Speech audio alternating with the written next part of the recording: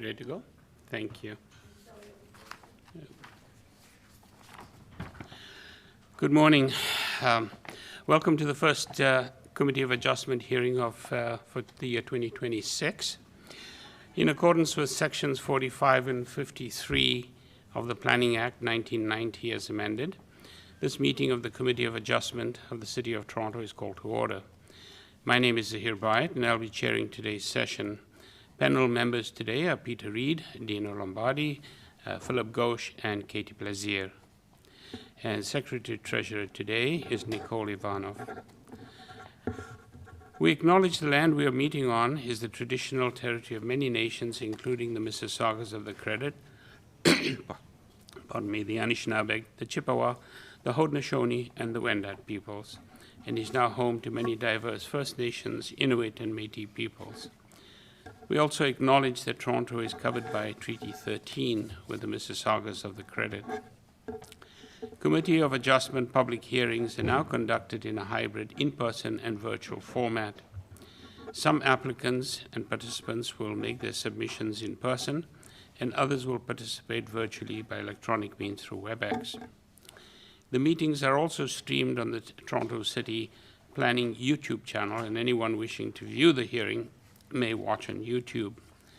Those who want to participate virtually and have registered in advance will be connecting with their computers or telephone and have the option of participating via video or audio only. When your item is called, you'll be unmuted by the moderator. For both in-person and virtual participants, Committee of Adjustment staff will share presentations submitted in accordance with the written submission deadline. People attending in person today who want to receive a copy of the decision of the committee on an application must fill out a decision request card, and those participating virtually need to submit a written request for a decision by email.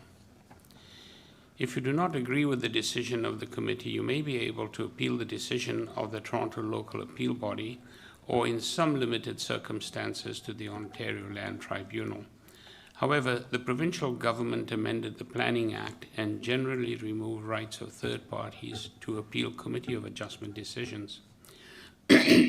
Only the applicant, Minister of Municipal Affairs and Housing, specified persons, and public bodies are permitted to appeal decisions of the Committee of Adjustment. Appeal instructions are set out at the bottom of the decision of the committee. Today I will call each item in the order listed on the agenda. Where an application is uncontested, the agent or applicant may proceed with their presentation if desired. When the committee does not require a presentation, applicants are to advise the chair should they wish to speak to the committee. The committee may ask questions and or take the matter into committee for a decision. Each speaker, including the applicant, will be given a maximum of 5 minutes to address the committee. I will comment when you are reaching the 5 minutes. Any presentation or other materials you wish to submit to the committee may have been emailed in advance, must have been emailed in advance of the hearing. Staff and committee members cannot accept materials at the hearing. When addressing the committee, please clearly state your name and address. Please remember to confine your remarks to the matters outlined in the application. The applicant or agent will proceed first and will make a presentation to the committee on the application. Then individuals, either in support or opposed to the application, will be invited to speak. Generally, we first call on speakers in the hearing room and then those participating through WebEx. Committee members may ask questions pardon me, of each speaker after they have finished their presentation. When all speakers are finished, the applicant or agent has an opportunity to rebut only those issues that were raised by the speakers. This will mark the end of the discussion. The application will then be taken into committee for a decision. Madam Deputy Secretary Treasurer, are there any minutes of the last meeting required to be adopted? Good morning, Mr. Chair and panel members, and Happy New Year. Yes, through you, Mr. Chair, there are the minutes from the December 10th, 2025 hearing that are ready for adoption today. Thank you. We will proceed to look for a motion? Sure. Thank you, Mr. Reid. A seconder? Thank you, Mr. Lombardi. Thank you.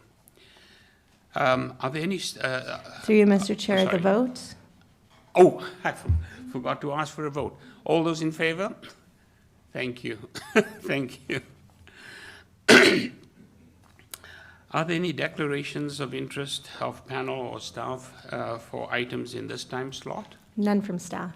Seeing none, okay, moving on. Are there any deferral requests? Through you, Mr. Chair, before deferrals, there is a file to be withdrawn and closed this morning. Municipal address of 737 Craven Road, file number A0268/24 TEY. It's a request to withdraw the application from the applicant, which was received on December 17th, 2025. This application was previously deferred.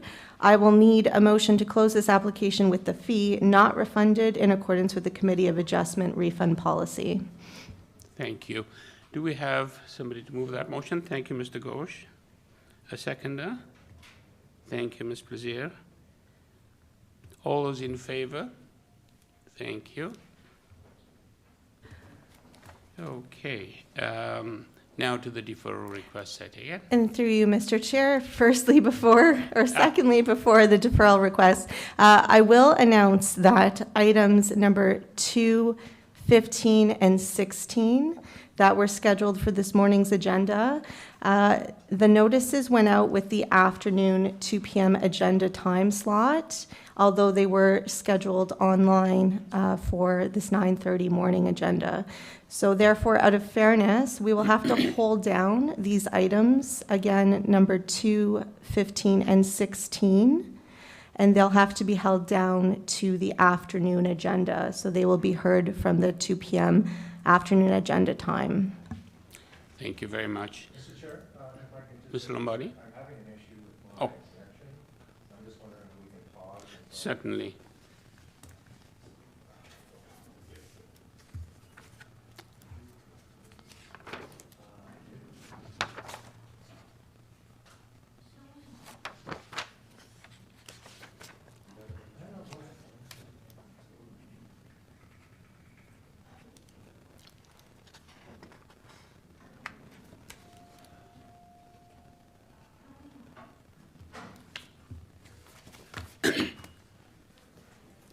I'm just going to close this door as well.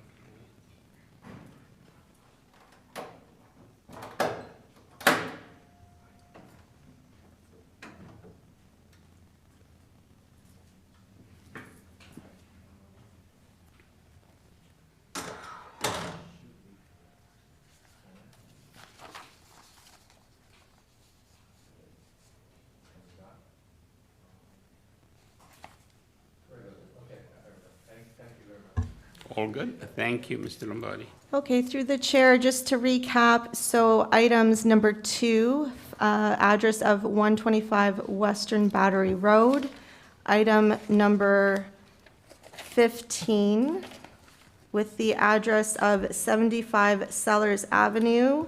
And item number 16, with the address of 390 Woodbine Avenue, will be held down and heard in this afternoon's agenda, not this morning. Thank you. Okay. Are there any, I think the last item to ask of you is, are there any files to be closed for today? Through you, Mr. Chair, we already closed the file for Withdrawal. 737 Craven Road in terms of deferral requests. There is one deferral request from an applicant from this morning's agenda. That is item number 10, municipal address of 8 Edgewood Grove, file number A0808/25 TEY. There are no registered speakers for this item, and we have the agent online. Thank you. Number 10.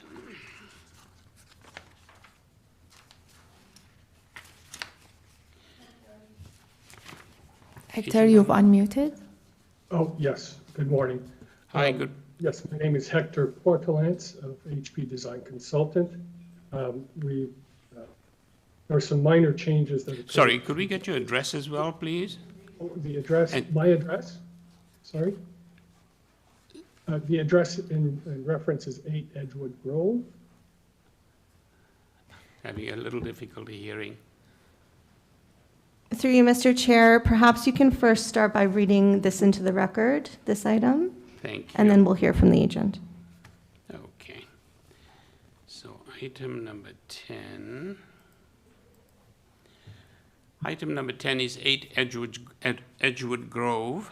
The purpose of the application is to construct a new 2-story detached dwelling with a front ground level covered deck, a southeast covered porch with stairs, a side west chimney breast, and a side west 2nd-story balcony.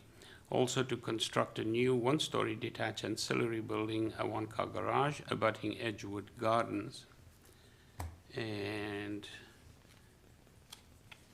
we have with us Mr. Portlands. Yes. Hi. Good morning. You're requesting a deferral on this one. Can you just give us some feedback as to why? Yes, there's kind of last-minute changes to the design, basically requested by the client, that created a slight change in the requested gross floor area. In due to wanting things to be correct and specific, we have asked to defer and to reapply for committee of adjustment.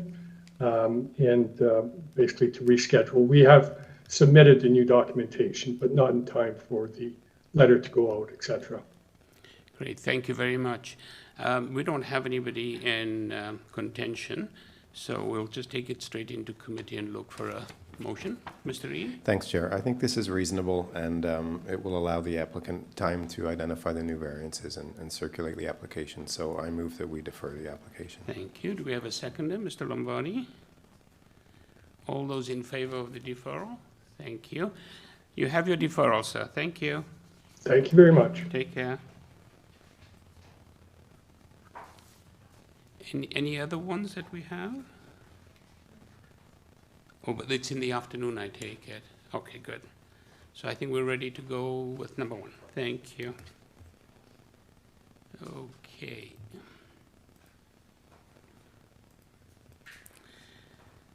All right, we move on to item number 1 on the agenda. It's number 5, Algonquin Avenue. The purpose of the application is to permit a parking pad for 1 vehicle in the front yard of the property abutting Algonquin Avenue. The existing 2 1/2-story detached dwelling will be maintained and unaltered. We have in front of us 3 variances that are being requested. We also have staff reports from transportation and from planning. And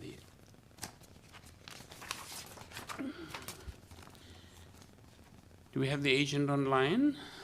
Through you, Mr. Chair, there's also a speaker registered And for one this speaker. item. Thank you. Mr. Arash Bahaman, are you there?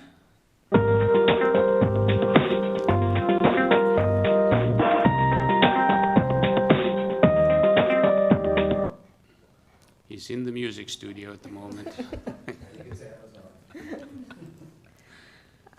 Mr. Arash, we're waiting to hear your item. You are showing online. Staff is going to attempt to phone you. So please look out for the phone call. 1 minute.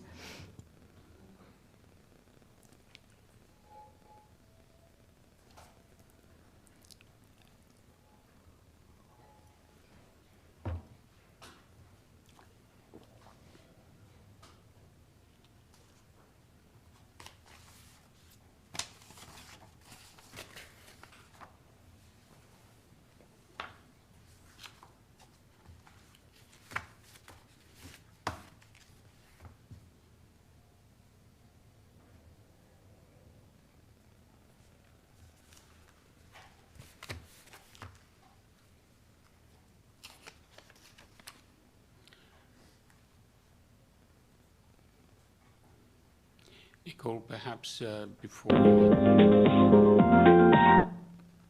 I did forget to read in the committee the documentation that we received for this particular item. I think you mentioned the staff reports. Yeah. Through you, Mr. Chair, since we're having trouble connecting with the agent, Mr. Arash, this is on your end, not the city's end. Staff have tried phoning you, are unsuccessful. Perhaps we stand this item down and we circle back to item 1 later. We'll move on to item 2. Or sorry, item 2 is also being held for this afternoon, so we'll move on to item 3. Thank you. Okay, moving on to item 3. Item 3 is 122 Lauder Avenue. Purpose of the application is to construct a new 2-story detached dwelling with a front covered porch with stairs, a rear ground floor deck with stairs, a rear patio, and a rear 3rd-story balcony. Also to alter the existing rear 1-story ancillary building, the detached garage, by constructing a 1-story addition along the west and south walls. The committee had before it the following communication: copy of plan of survey, site plan, floor plans, and elevations, 4 photographs of the subject property, an arborist report, tree protection plan, and presentation materials from the agent. We also have staff report from urban forestry. Thank you. And Mr. Nanavati.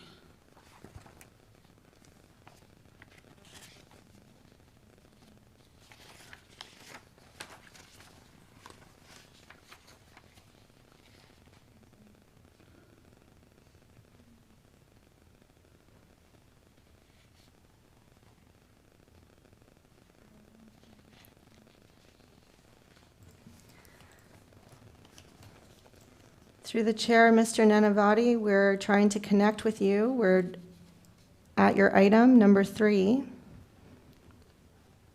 You were showing online, but we can't hear from you.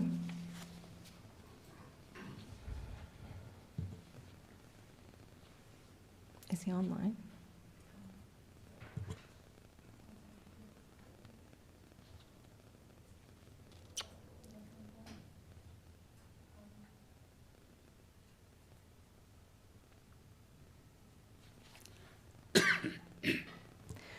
Through the chair, to all the agents who are registered and online, please ensure that you are ready to go when your item is called. Through you, Mr. Chair, I recommend that we circle back to this item as well for the sake of time, and we move on to item number 4. Thank you.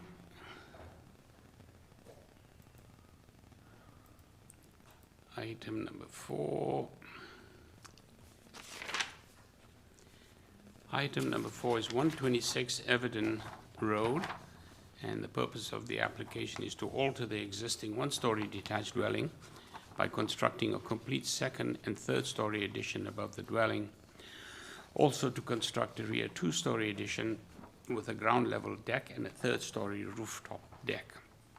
The committee had before it the following communication: copy of plan of survey, site plan, floor plans, and elevations, 5 photographs of the subject property, a staff report from TTC, and we have 5 form letters in support and some correspondence, 1 item of correspondence in opposition. And Mr. Vandermeer, are you there? Oh. Yeah, I'm here. Oh, wonderful, thank you. We do have 1 person in interest. And I'm not sure if this person is in opposition or not, but perhaps a presentation might be appropriate. Okay. Bear with me 1 second. Are you in opposition, ma'am? Thank you. So we do need a presentation because we do have 1 person in opposition. Thank you. Okay, quick presentation. This project is basically a 2-story addition above an existing house with a rear 2-story addition. I could go through the variances, maybe that's the most clear way to do it. I believe variance number 1 is for the proximity to the property line for the deck on grade as well as the roof deck. So that one is, the grade deck is 3 steps. It's a low deck, lower than 600 millimeters. The roof deck above follows the footprint of the house. So that's why there are setback issues there. Number 2 is a height variance. We're asking for 10 centimeters of variance for the height, and that's basically due to the existing grade at the front. Item number 3 is an area variance. Obviously, that's we're trying to build out more space roughly within the parameters of the lot. Number 4, that's a 2 centimeter variance on the front. We're just following the existing front yard setback of the existing house. Number 5 and 6, those are for the front yard landscaping. We're basically keeping the existing landscaping intact of the house. We do show a kind of front yard planter, which is kind of encapsulating an existing a garden there. Number 7, that's for the roof deck. We tried to kind of set back the 3rd floor from the front and the back to make the house a little bit smaller visually from the street and from the rear. And that roof deck is basically a place where the client can look out from the 3rd floor and a little bit of outside space. In the RD zone, the 4 meters squared is pretty tight. So we're kind of just taking the rest of the footprint of the top, and we've added a couple of screens to the north and the south to kind of keep it private for the neighbors if possible. Number 8, basically we're following the footprint of the house and kind of coming straight back. I know in the addition on the back, we're following the setbacks exactly. And then we have kind of some overcladding that we're going to need to cover up the walls we're hoping to keep on the 1st floor. So that's where the 0.29 and the 1.02 meter setbacks come in. And I think it's the same thing that's being referenced in variance number 9 too. That's the overcladding for insulation and to kind of make it look complete. And that's number 10, sorry. And yeah, and that's the same for number 9. We basically were coming up off of the existing footprint of the house, and we're hoping to kind of follow the exact same, like the overcladding, and then bring that line of overcladding up to the 2nd and the 3rd floor. I think that's... Thank you very much. Let me just see if my colleagues have questions for you at the moment. If not, we'll come back to you. Anybody have any questions? None? Okay. We'll move on to the person in opposition. Thank you.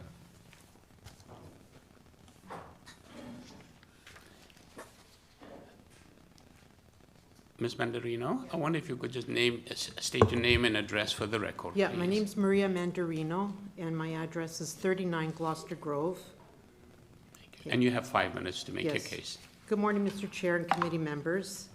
I own 39 Gloucester Grove together with my husband, which is one of the 6 properties abutting 126 EVERDEN Road. Here's a photograph of our backyard. I hope you can all see that. These are mature cedar trees that were planted 28 years ago. Unfortunately, we cannot accept that because Yeah. it should have been Well, I handed just in want you earlier. to see it, though. Well, there are pictures. Thank you. It's the identical picture in your submission. Perfect, that's great, thank you. Okay. There are 13 mature cedar trees, each approximately 30 feet tall, at the rear of our property along the boundary, which we planted 28 years ago.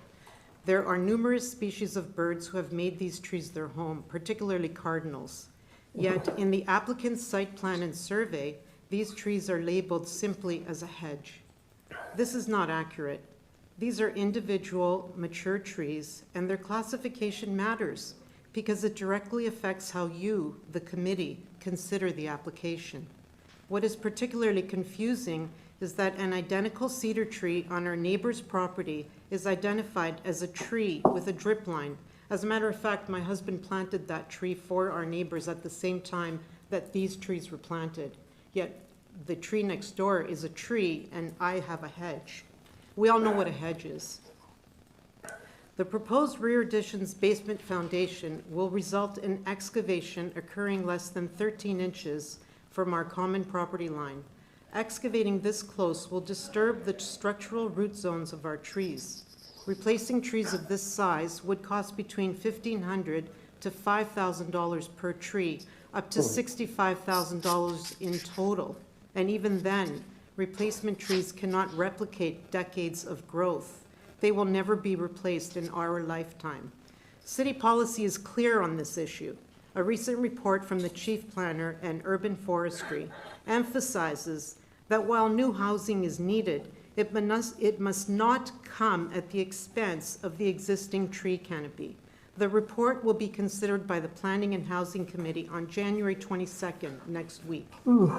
These trees have been a part of our environment for the last 3 decades, providing shade, privacy, and beauty.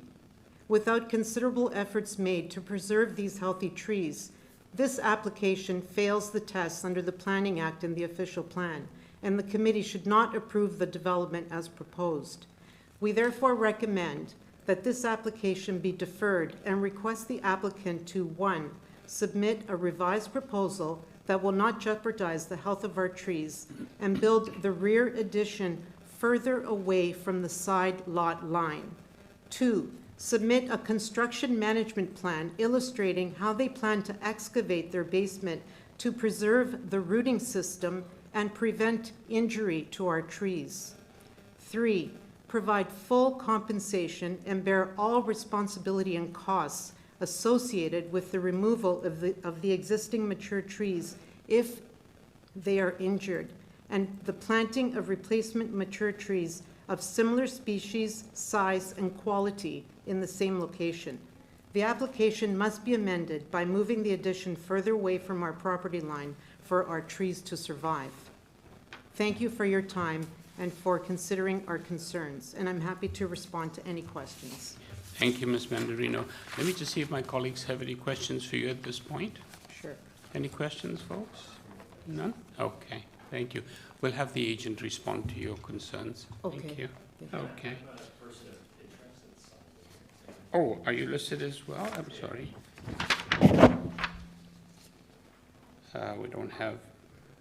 We don't have you listed, but anyway.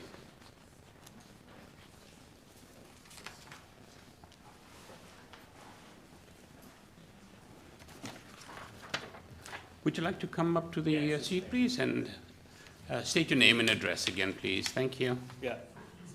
My name is Brett Miller, and my address is 613 Glenholm Avenue, but I'm the owner of 126 Everden Road. Thank you. Well, you have 5 minutes to make your case? Yeah, I'll Thank you. probably be 2 minutes, give Okay, everyone back thank time. you. And I'm very sympathetic to our neighbors' concerns here. Our architect, who can talk more to it, has made sure we put shoring up in the basement, ensure that these so-called trees survive. We also like the canopy it provides. We like it for our property as well. And I think there's a couple things that I'd just like to point out. One, there's a third-party survey done on the property by an Ontario certified land surveyor who has clearly designated these so-called trees as hedges. So, sorry, if I may interrupt, and I apologize for interrupting. Are you in opposition or are you in support? I'm in support, yeah. Sorry? Support, In support? yeah. And you're the architect? I am the owner. Oh, you're the owner? Yeah. Okay, thank you. Yeah. And So, Mr. Chair, should this be considered the response? I think this might be, yeah, because you usually only have one person for the address. okay, I'll let my And architect. we've already had your Yeah. agent speak to it, so I think this may be a double dipping. So if you, I apologize, but caught it a bit late. Yeah, no problem. Does my agent get to speak again? Is that? Your agent will respond to Ms. Mandarino. Okay. Thank you. Thank you very much. Thank you, Mr. Ghosh. All right, can we get back to Mr. Vandermeer? Hello? Hi, Mr. Vandermeer. Hi. You've heard Ms. Mandarino's concerns. Yeah, I think we're sympathetic to those concerns. I imagine that the surveyor did their due diligence and measured the trees at 1.4 meters, and I'm guessing that they didn't meet the criteria to be protected. That said, we're not looking to try to destroy the roots. If there were to be an urban forestry condition, we could look at kind of adjusting the foundations to kind of, we don't want to move the footprint of the house, but we could maybe do some foundation work alongside an arborist to kind of make sure that we're not damaging the roots as much as possible. That said, I think that our client has a right to kind of build out the house to the footprint that's allowed in the zoning, and well, I guess that's all I can really say to that. Thank you. Just a quick question from me, if I may. I take it the trees that Ms. Mandarino is talking about aren't identified on your site plan? They are in the site plan, and you can see them. They're kind of just north of the proposed rear addition on the screen there. They're kind of bubbled and labeled as hedge. In that portion of the house, we're actually meeting the setback. We've met the required zoning setback there. So, if I may, if we can just pull up the, there's a site plan on the screen. The property, Ms. Mandarino's property, is the one that isn't directly north of the new deck, the proposed deck. It's slightly to the west. I believe so. I think it's kind of between line, just where it says addition. Between, sorry, your screen is kind of covering up my view, but kind of the west of C. The deck, yeah. I think the number that I see on the line there, it's 11281. Would that be Ms. Mandarino's property? And I think so, with the hedge. Yeah, it's kind of a bubbled hedge just north there, between C and B. Okay, so the addition that you're talking about, the proposed addition, doesn't go that far, as far as I can see from your site plan. Would that be correct? It kind of, it's B is the line of the existing house, and C is the full addition, and it's 2 stories on that with a roof deck at that point.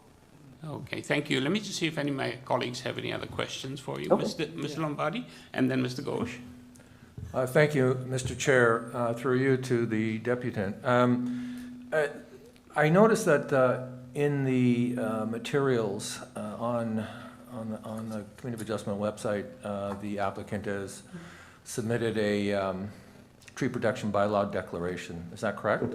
Yes. And in that declaration, you indicate that there will be no damage, no injury to any of the trees on the property, correct? Yeah, the trees that have been identified by the surveyor as trees. All right. I think that's where the confrontation comes in, because the owner, sorry, I forget her name, but she sees them as trees. The survey shows them as a hedge. All right. I'm guessing because of the size of the diameter of the trunk at the measuring height. All right, and in that declaration, under Part 3, you understand that as the owner, you're responsible for all construction activity on the property, or the owner is? Yep, the owner is. And it's unlawful to injure or destroy a protected tree without a permit from urban forestry? Yes, we understand that. Great. And I do not see any comments on this particular application received by the Committee of Adjustment from urban forestry on this application. Is that correct, Madam Secretary Treasurer? Through the chair, that's correct. There are no comments received from urban forestry on this application. Okay, thank you. Those are my questions. Thank you, Mr. Lombardi. Mr. Ghosh? Yes, so I just wanted to clarify, so the only variances that are being requested that actually sort of speak to the location of the hedge seem to be the setback from the north lot line, which you're asking for a variance of 5 centimeters, which is not that much, but you know, every centimeter can count when you're talking about a root ball. So, but you were saying the portion of the addition there that is adjacent to the hedge respects the setback, doesn't have that 5 centimeter encroachment? Yes.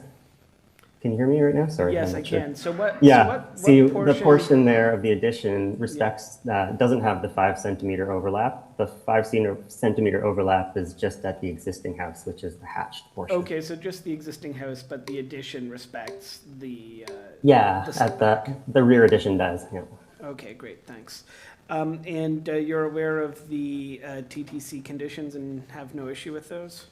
As far as I know, I think they just saw them this morning, but those are for vibrations and kind of, I'd have to go back and review them, but I don't think that they would impact this too much, would they? Yeah, technical review, construction agreement, solicitor's undertaking, I think are the three that they're asking for. I think that's okay. I can't imagine that that is, we're pretty far from the subway here, so I don't know. That's a good question. This is the first time I've run across that. So. Okay, well, just so that you're aware, the committee typically does impose these conditions when TDC has asked for them. I think that's okay. I think it's. And then my final question is, in terms of the privacy screening on the rooftop deck, because that's actually, you know, when I look at your variances sought, sort of the largest variances to increase the size of that deck. Would you have any issue with us sort of tying to the plans to make sure that the privacy screen is implemented? No, that's okay with me. We're planning to go ahead with it anyway, so I think that makes good sense. Okay, thanks. No problem. Sorry, Mr. Ghosh, do you know which plan that would be to tie into? It would be elevation. Elevation? Okay, thank you. Okay, any other questions, Ms. Reed, Ms. Brazier? No? None? Okay. Thank you very much, Mr. Vandermeer. Thank you. We'll take it into committee now and look for a decision. Okay. Thank you. Okay, who wants to begin? Mr. Ghosh, thank you. So in my questioning, I sort of addressed the variances that I thought needed to be addressed. There's a lot of, it does read as a lot of variances, 10 variances, but when you look at the actual percentages being asked for, it's quite small in every respect. The design does seem to be sensitive in terms of respecting the side yard setback for the new addition. So to me, I look at this as quite reasonable and in keeping with what's happening in the neighborhood.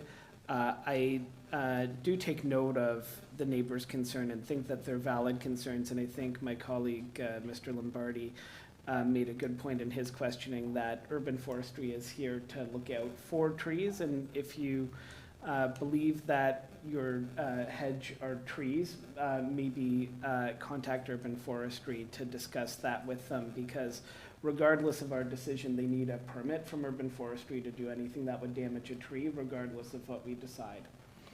But that being said, I see the application as quite reasonable, and unless someone else wants to comment, I would just go into a motion. Mr. Lombardi? Thank you. Mr. Chair, very quickly. I do concur with my colleague. There are 10 variances being requested. Many of them, in my opinion, meet or satisfy the tests, the Planning Act tests. I do have concern with two of them, and I'll raise those concerns at this point. The first is the maximum permitted floor space index. This applicant is asking for more than 2 times that increase. The other is the large increase in the third-story rooftop platform. Those are two that are somewhat problematic for me. However, I will note that there are larger homes on this street. There's been quite a bit of redevelopment and modernization as well. It's a stable but not static neighborhood, I acknowledge that. So I will support a motion to approve the application with the conditions that I think are this committee seems to want to add to the application. So I just wanted to make that point. And I absolutely understand the concerns from the opposition, and I think we can take that into consideration as well. Thank you. Thank you. Mr. Reed, Ms. Brazier? No? Okay. Would you like to formulate a motion? Yeah, I'll go ahead and move that we approve this application subject to TTC conditions 1, 3, and 5, and subject to the condition that it be constructed substantially in accordance with the elevations. Thank you. Mr. Lombardi, seconds. Thank you. All those in favor? Thank you. Mr. Vandermeer, you have your approval. Thank you. Okay. Through you, Mr. Chair, it seems that we now have the agent online for item number 3, so we'll circle back to item 3. You can introduce the item and read it into the record, please.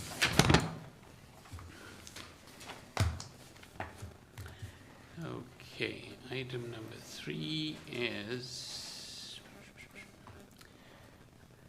Item number 3 is 122 Lauder Avenue.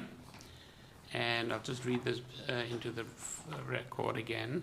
Purpose of the application is to construct a new 2-story detached dwelling with a front covered porch with stairs, a rear ground floor deck with stairs, a rear patio, and a rear 3rd-story balcony. Also to alter the existing rear 1-story ancillary building, a detached garage, by constructing a 1-story addition along the west and south walls.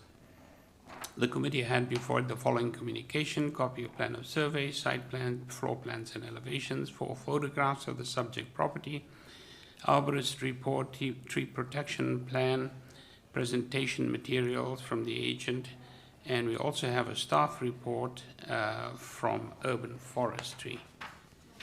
And we should have Mr. Nanavati on the online. Mr. Nanavati, are you there?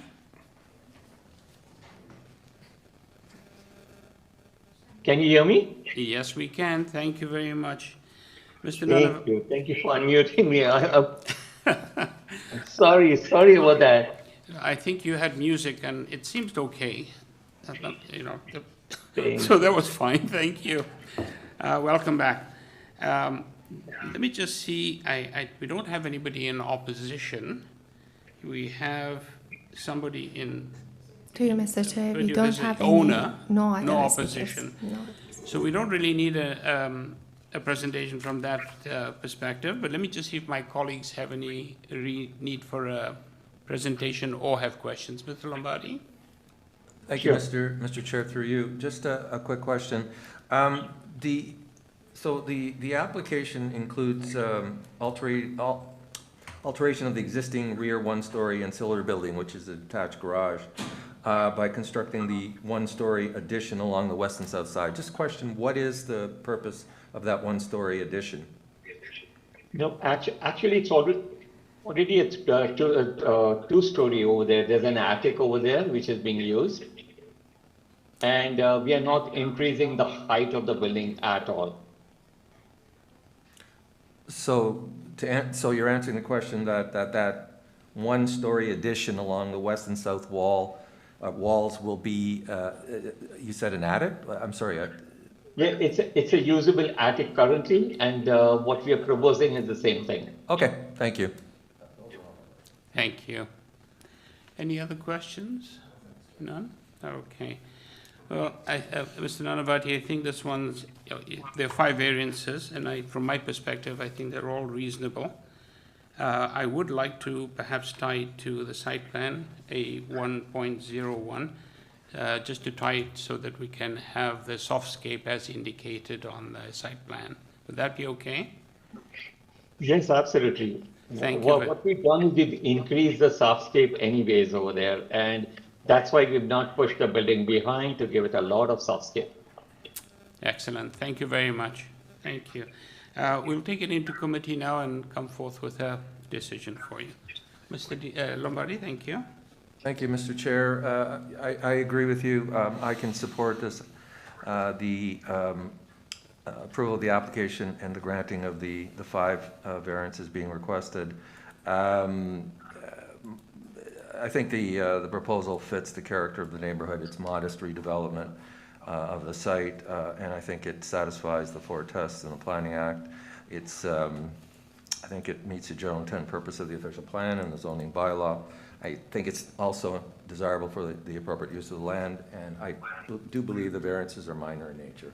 So I would, unless my colleagues have further comments, I'll move a motion to Please do. approve it with 2 conditions, one being the urban forestry condition, number 1, and the second being, I believe, your condition that you've put forward, which is substantially in accordance with. Plan A1.01. Yeah. A 1.01. Thank you. Do we have a seconder? Ms. Brazier, thank you. All those in favor? Thank you. Mr. Nanavati, you have your approval. Thank you. Thank you. And do we have item number one? Sorry, not. Is it number one? Through you, Mr. Chair, item number 1, the agent is still showing online. We can try one more time. Okay. If not, we'll have to hold that item down to the end of the morning session. Thank you.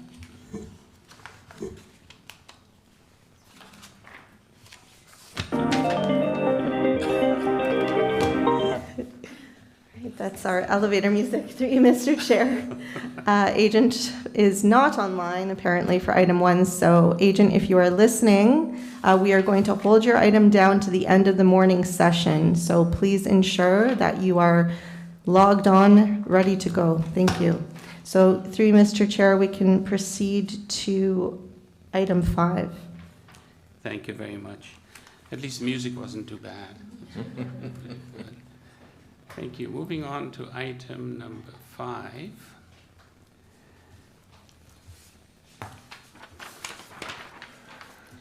Item number 5 is 91 Salem Avenue. Purpose of the application is to alter the existing 2 1/2 story detached dwelling by constructing a new front 1-story addition with stairs, a front basement walkout, and a rear 1-story addition with a wood landing. The existing rear ground floor deck will be maintained and unaltered. The committee had before it the following communication: copy of plan of survey, site plan, floor plans, and elevations, 4 photographs of the subject property, of trees on the subject property, and we also have supporting material from the agent. Thank you. To you, Mr. Chair, we have the agent online and no other speakers. Thank you.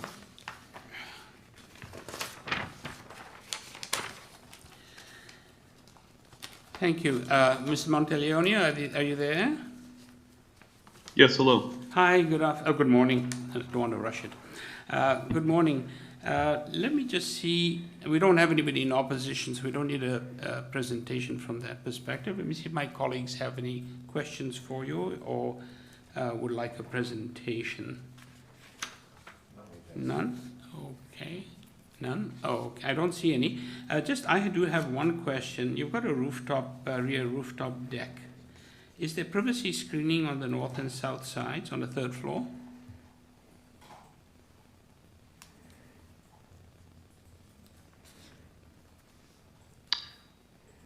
Currently, no. There is no privacy screening proposed. However, if that's a request, I can't see that being a major issue. I think that might be wise, just from the perspective of privacy concerns that neighbors may have, if not now, perhaps in the future. So that might be a great idea. Thank you very much for doing that. Thank you. So sorry, I just wanted to also just mention is that that is just a flat roof. It's not intended to be a roof. To be a deck. There is a Juliet balcony that's going to be proposed off the bedroom. So the deck that I mentioned is not accessible? No, there's just going to be a Juliet balcony, like a Juliet railing off of the back of the property, so the property owners can just simply open the door, but then it's going to be guarded, but they are not intending to use that as a deck. And that's noted on our drawings as well. It's a flat roof, not intended for live load occupancy. Okay. So that's not intended as an accessible deck for, but there is a door presumably that accesses that flat roof? It's accessible, it's but just not for access, just for maintenance, yes. Okay. All right, thank you very much. Thank you. Okay, any concerns, questions? None? Okay, we'll take it into committee now and look for a decision for you. Okay, Mr. Reid? Thanks a lot. I think this is a reasonable application, and the variances that are being requested, a lot of them are existing situations. Through you, Mr. Chair, if everyone could just unmute mute, I should say, their microphones while somebody else is talking. Thank you. Thank you, Nicole. I did have concerns with the front yard setback, but that's basically just a slight expansion of an existing condition. And I don't see that as having negative impacts on the neighbors. So I'm happy to move approval of this application without condition. Thank you, Mr. Reed. Do we have a second?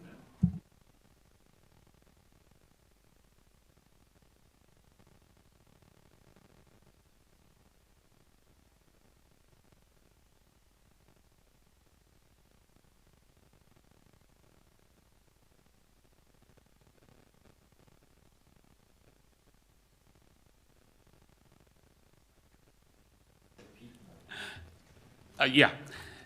Sorry, I'll just do that again. We have, for item number 5, we had a motion presented by Mr. Reed, moved by Mr. Reed, and seconded by Mr. Lombardi. And everybody was in favor, so we have full approval for item number 5. Thank you. And we'll move on to item number, 6 is still on, isn't it? Or is that the one that was?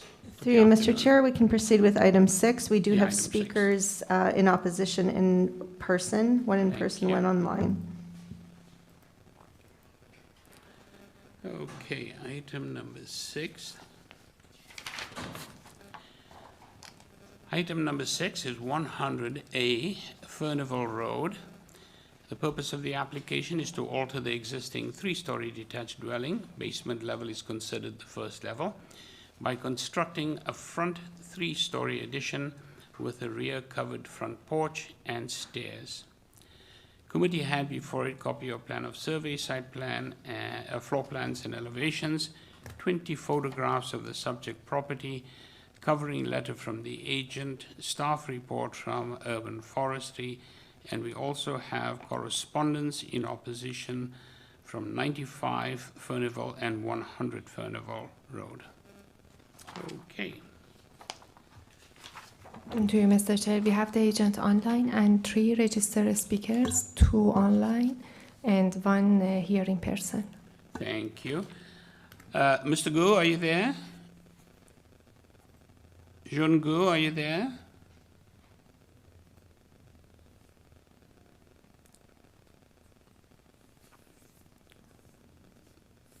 Okay, yeah, I'm here. Oh, wonderful. I wonder if you could just state your name and address for the record, please.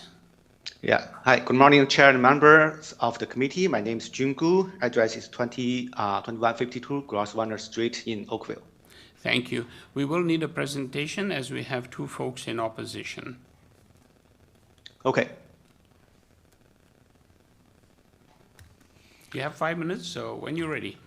Okay, so I'm representing the owners of 100A Furnival Road. We are seeking minor variances to permit alterations and additions to an existing dwelling. Well, the list of variances may appear long, but many are simply formalizing the existing conditions or result from the unique definition of basement in the current zoning bylaw. Our proposal maintains the general intent of the official plan and zoning bylaw. So I'll go from one by one. Variance number 1 is for FSI.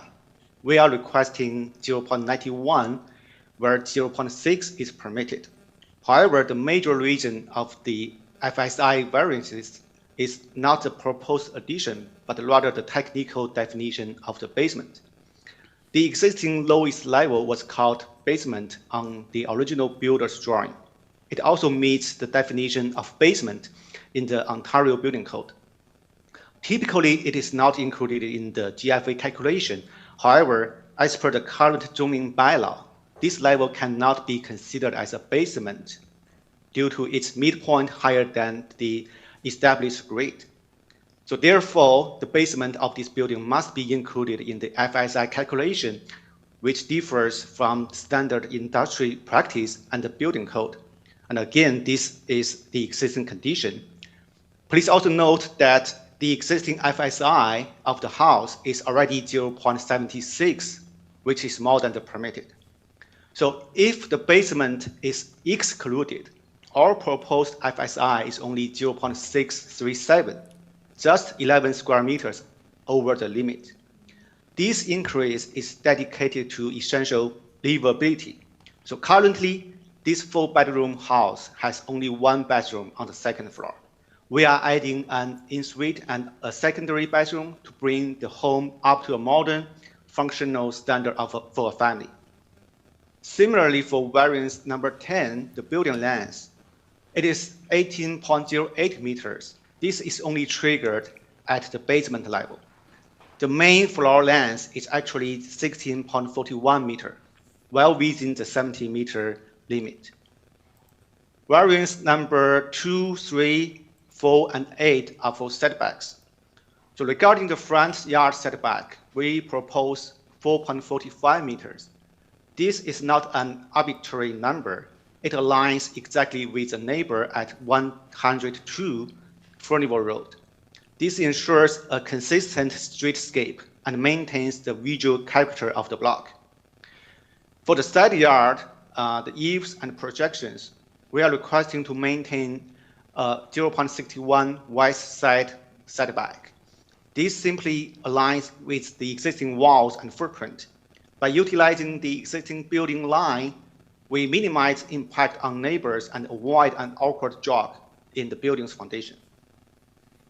Variance number 5, 6, 7, and 12 are basically for the entrance and the stairs. The height of the entrance and porch match the existing height.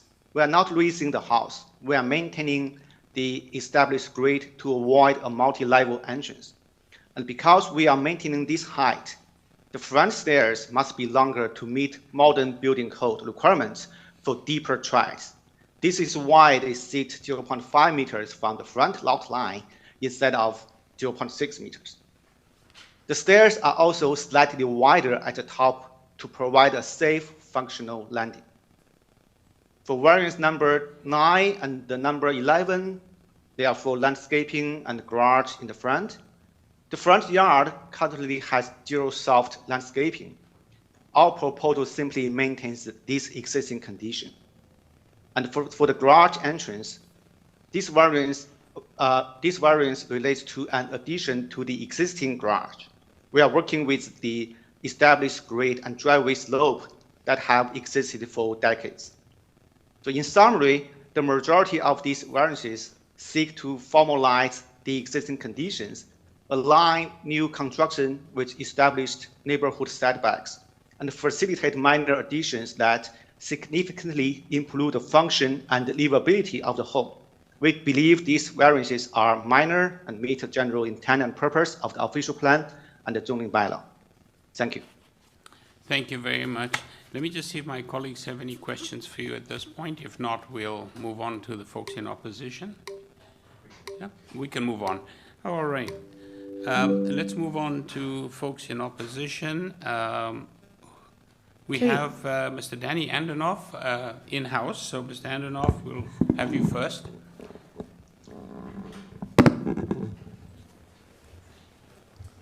Good morning, sir. Good morning, Mr. Chairman. Could we get your name and address, please? I'm sorry? Name and address, please, for the record. My name is Danny Cartzali. My address is 101 Furnival Road, which is directly opposite to the said property we're here about today. Thank you. You have 5 minutes, sir, to make your case. Yes.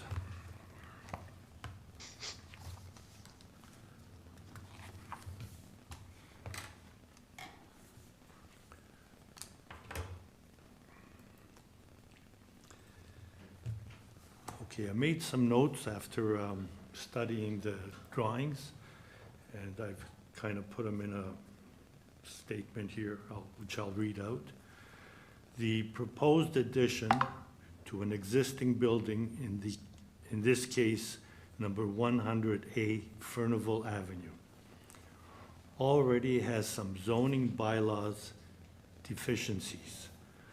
I conclude that based on and after going over the drawings that are available to me and reading the examiner's notice, by granting a building permit to the applicant as these drawings now stand, the the building department or the committee of adjustment would be saying it's okay to have deficiencies because the structure is already built and exists like this for many years. But you will also be saying, in some cases, it's okay to make existing deficiencies even worse than they already are. You will also be saying that, well, seeing that allowed all those non-conforming zoning bylaws to pass, we might as well allow some new ones as well.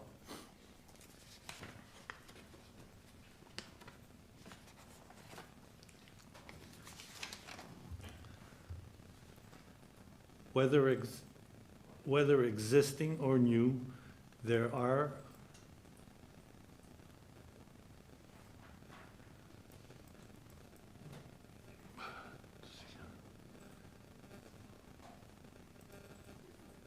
sorry.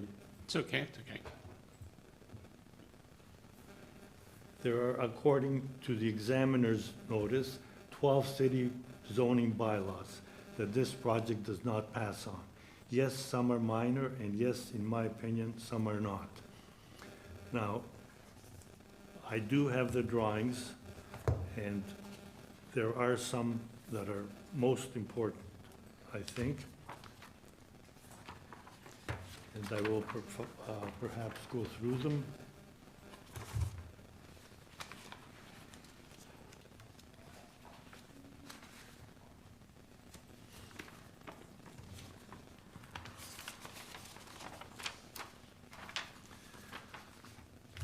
Number one, I think, is the most important. As the examiner examined it, and he came with different figures that the agent has mentioned. I think as far as the basement goes, I think this particular house is built very high to begin with, and there is a slope from the sidewalk towards the house, but that slope is only about a foot high. So therefore, what the basement is considered, the ground floor, is basically above the ground quite a bit. So I would say if somebody looks at the house from the front, it looks like it's a 3-story house. Maybe not quite like a 3-story, but not too far from that.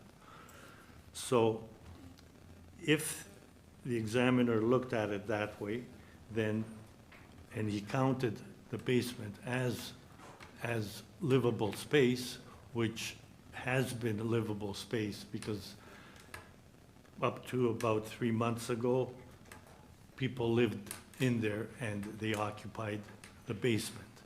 So if that is the case, then the gross floor space index really goes quite high for that particular house. That's my understanding, the way I look at it. I realize that it is the ground floor, and in many cases it would be considered as a basement, but it has been just the fact that it's up so high, it looks like a 3-story house.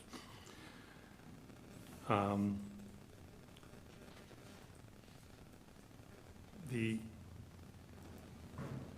house, as they say, if that addition goes on to the front of the house and it brings it in line with number 103, the house, or 103, yeah, the house directly east of that, it will do that, there's no doubt about it. However, in number 99, which is the house west of that, is right now built in line with the existing house. So by moving the existing house up to match the one on the east side, by moving that, it will offset and it will create the same problem that... Mr. Andonoff, I wonder if you could wrap up. You've already used up 5 minutes. I'm sorry, I can't hear you very well. Can you wrap up? Can you wrap up? Because you've done 5 minutes are up. Okay. Thank you. So basically, those are the most important things, but there is quite a few that is not conforming to the bylaws as they're listed on here. Anyway, I have gone through all of them, and I feel that a lot of them should stand. I believe that the person who's the agent for here might consider some changes to make it a lot easier. Another one that's quite important is the steps. Thank you very much. We'll let the agent provide some responses to your questions and concerns. Thank you very kindly. Thank you. Okay, if we can move on to Don Hui. Sorry, do you have a question, Mr. Haramadi? Please go ahead. More of a comment or a Okay. Through you, Mr. Chair, to the deputant. You started your presentation by stating that if we approve this, we're approving a permit, a building permit. I just want to clarify. Yeah. This is not the building department. No, it's not, but if you pass it, they will get the building. No, that's not an absolute. No. They have to apply for a building permit and go through that process. Well, I'm assuming that's their intention.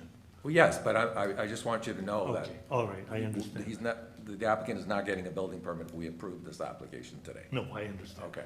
And you mentioned about the driveway. So you're correct. From a definition point of view, it is a reverse driveway, which is not permitted in the current comprehensive zoning bylaw 569/2013, but those kinds of driveways are grandfathered in. But as you stated, it's a very slight incline or Yeah, maybe overall a foot from the sidewalk. Yeah, so I just wanted to clarify that. Okay, thank you. Thank you very much. Oh, we have another question. Ms. Ghosh? So my understanding of your concerns are that it doesn't meet the zoning, and so that is the case because it's before us. It wouldn't be before us if it did meet the zoning. Aside from just disagreeing, in principle that it shouldn't be built because it doesn't meet the zoning, are there any impacts of any of the variances on your home? Yes, there will be. Well, I shouldn't say there will be. We feel, actually, I've discussed a lot of these points with some of the neighbors that were supposed to be here today, and obviously they haven't shown here. But this particular property was purchased approximately 4 years ago. It was a single-family house prior to that. It was turned into a duplex, and these particular drawings do not show the basement in any way, but in the basement there was a tenant, which I assume there was a washroom there and a kitchen there. Up to 3 months ago, up to 2.5 months ago, it was occupied by the same tenant. I'm sorry, speaking about what happened in the past doesn't help me understand the proposed variances, whether they would have an impact. Yes, I believe that looking at what I saw and what I didn't see, I believe that this will increase the volume of the size of the house, and I also believe that it's more likely to be turned into possibly a triplex, which will have an impact on our neighborhood because you have 3 apartments, you'll have 3 cars. Oh, okay, so it's the concern that it could be a triplex. Yeah, a parking problem is not quite there yet in our area, but it is going towards that direction, and this will change. I believe this will change. The other thing is that the neighbor at 99, he's very concerned. I mean, his house is only about 10 years old. It was built in line with the existing 100A, and I guess they followed the rules, but it's true that 103 does protrude out further. So if 100A moves further south, it will offset. Okay, so that's an Yeah, impact, you and think, that on particular your neighbor, but not on your Yeah, that home. particular Yeah. neighbor is going to be in the same position that this man is now. If I may just ask one quick question. Your address is 101 Yes. FURNIVAL, which is across the road. Across the road. Okay, thank you very much. Thank you. Any other questions, concerns? No? Okay. Thank you very kindly, sir. Thank you. And now we can move on to Don Hui, who's online.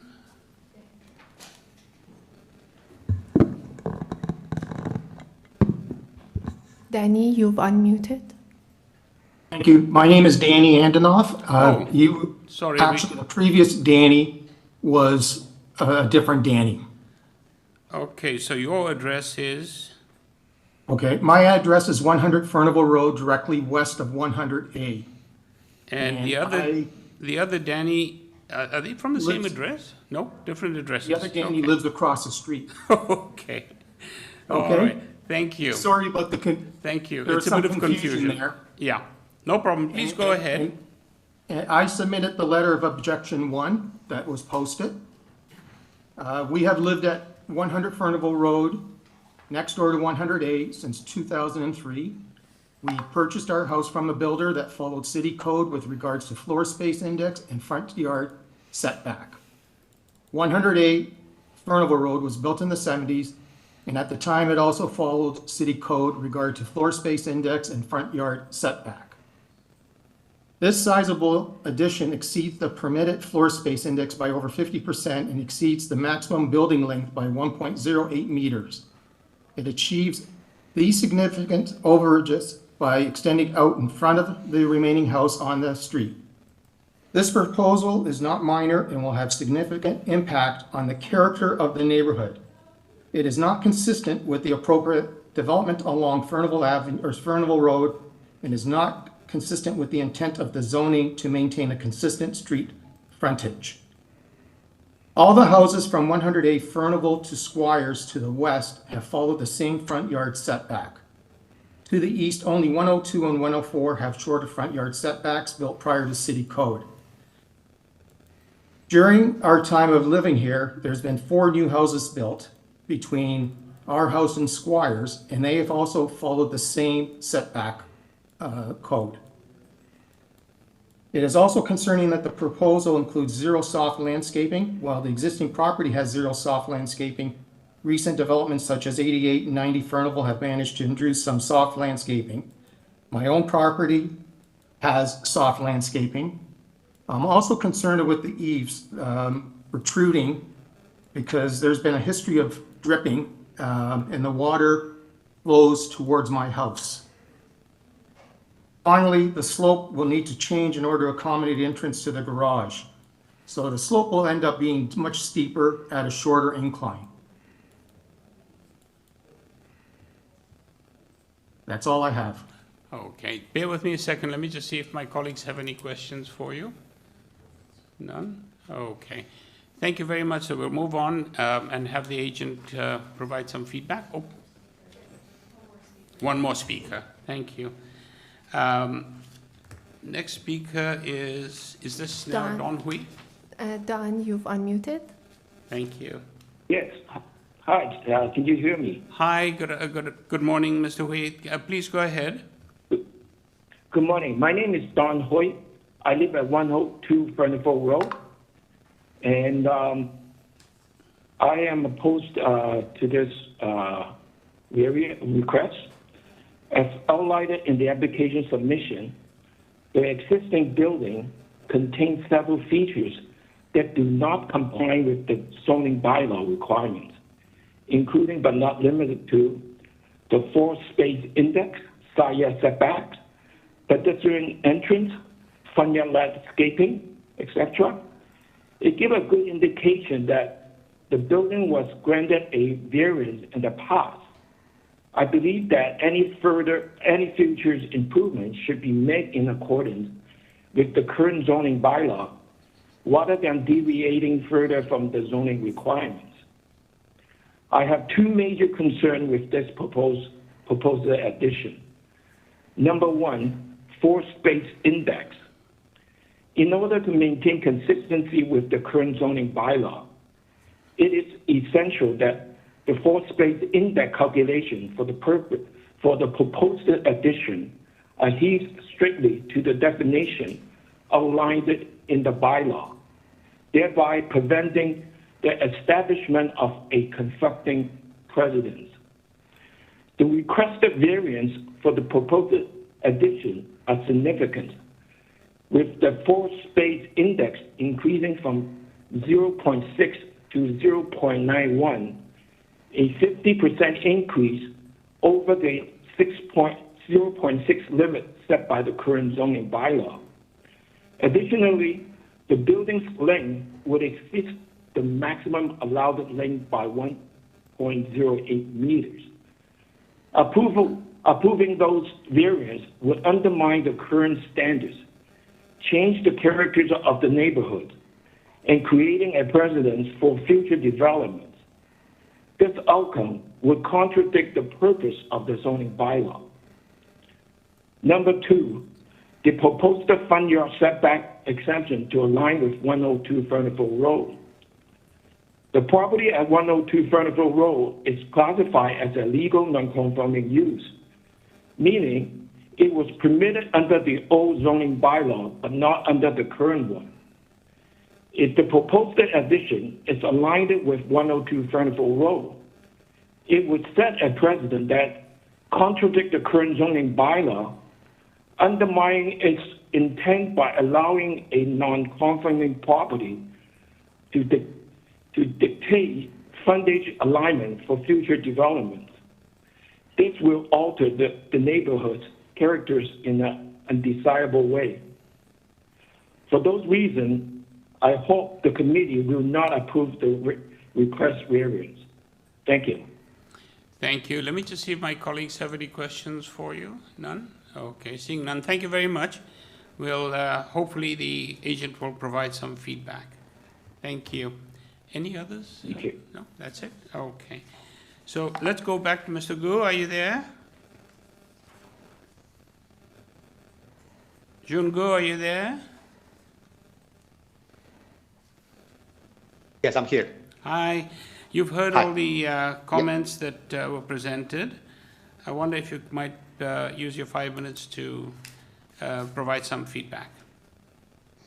Yes, so we respect our neighbors' feedback and would like to provide some clarifications. I summarized these feedbacks into 4 points. So point number 1, the front yard setback. So the neighbors expresses their concern regarding the front setback of 4.45 meters. Well, it is noted that the 90 to 98 Furnival Road may have deeper setbacks, but they are further wide.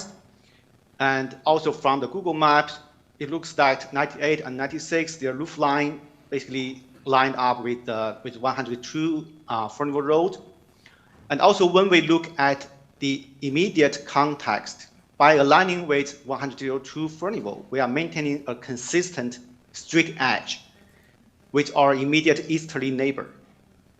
This is not a major departure, but a localized alignment that respects the existing building form of the adjacent lot. Point number 2 for soft landscaping. Regarding the concern over 0% soft landscaping, we acknowledge that the importance of green space, but it is important to highlight that this is an existing condition. The lot currently has no soft landscaping, and we are not doing any major change on that. All the front yard are full functional. Point number 3, regarding the FSI and the building length. I just want to clarify, our neighbors mentions about a 50% overreach in FSI. I want to clarify that this figure is just mathematically inflated by the technical definition of a basement in the current zoning bylaw. As mentioned earlier, if we apply the Ontario Building Code standards used by the rest of the industry, the true GFA overreach is only 11 square meters. And the proposed addition is only 5 feet, and it represents only 18% increase to the existing GFA. This is a functional and proportionate increase intended for modernizing internal plumbing, bathrooms, and livable space. It is not for creating an overbearing structure. And also, I also want to point that from the Google Street View, the building basically has the same height as their neighbors. So it will not look like a 3-story building. It will look like similar to our neighbors. For the building length, the variance of 1.08 is really minor. We are not seeking to bulk up the house to an extent that overshadows our neighbors. Rather, we are extending the building in a way that follows the established side yard line of 0.61 meters, which has existed for decades without negative impact on the neighbors' enjoyment of their property. And again, the building length variance is triggered by the definition of the basement. I would also like to add, point number 4 is for the use and for the parking. The neighbor has expressed the concern that this expansion is not intended to convert the property into a triplex. I want to state clearly on behalf of the owner, the purpose of this application is to improve a single-family residence. As shown on our plan, the additional floor area is dedicated to providing modern amenities. It will increase the number of bedrooms from 1 to 3 for a 4-bedroom home. We are not seeking a variance for use or for number of units. Any future change in use would require a separate process. Our focus today is only on the physical footprint to make this a functional family home. Regarding the concern about the parking, this proposed plan actually includes a garage addition to provide sufficient area for vehicle storage. We are maintaining the ability to park on site. By providing a proper site garage area as part of this proposal, we are ensuring that this property can accommodate its occupant's vehicle Mr. Gu, within the property's limit. Mr. Gu, can you start wrapping up, please? Your 5 minutes almost up. So, thank you. Of course. So in conclusion, while we hear the neighbors' concerns, we believe our proposal meets the general intent and purpose of the zoning bylaw. I think we are basically just to maintain the existing side yard footprint and modernizing 1970 homes to meet the current standards. Thank you. Thank you very much. Let me just see if my colleagues have any questions. Mr. Ghosh or Mr. Reed?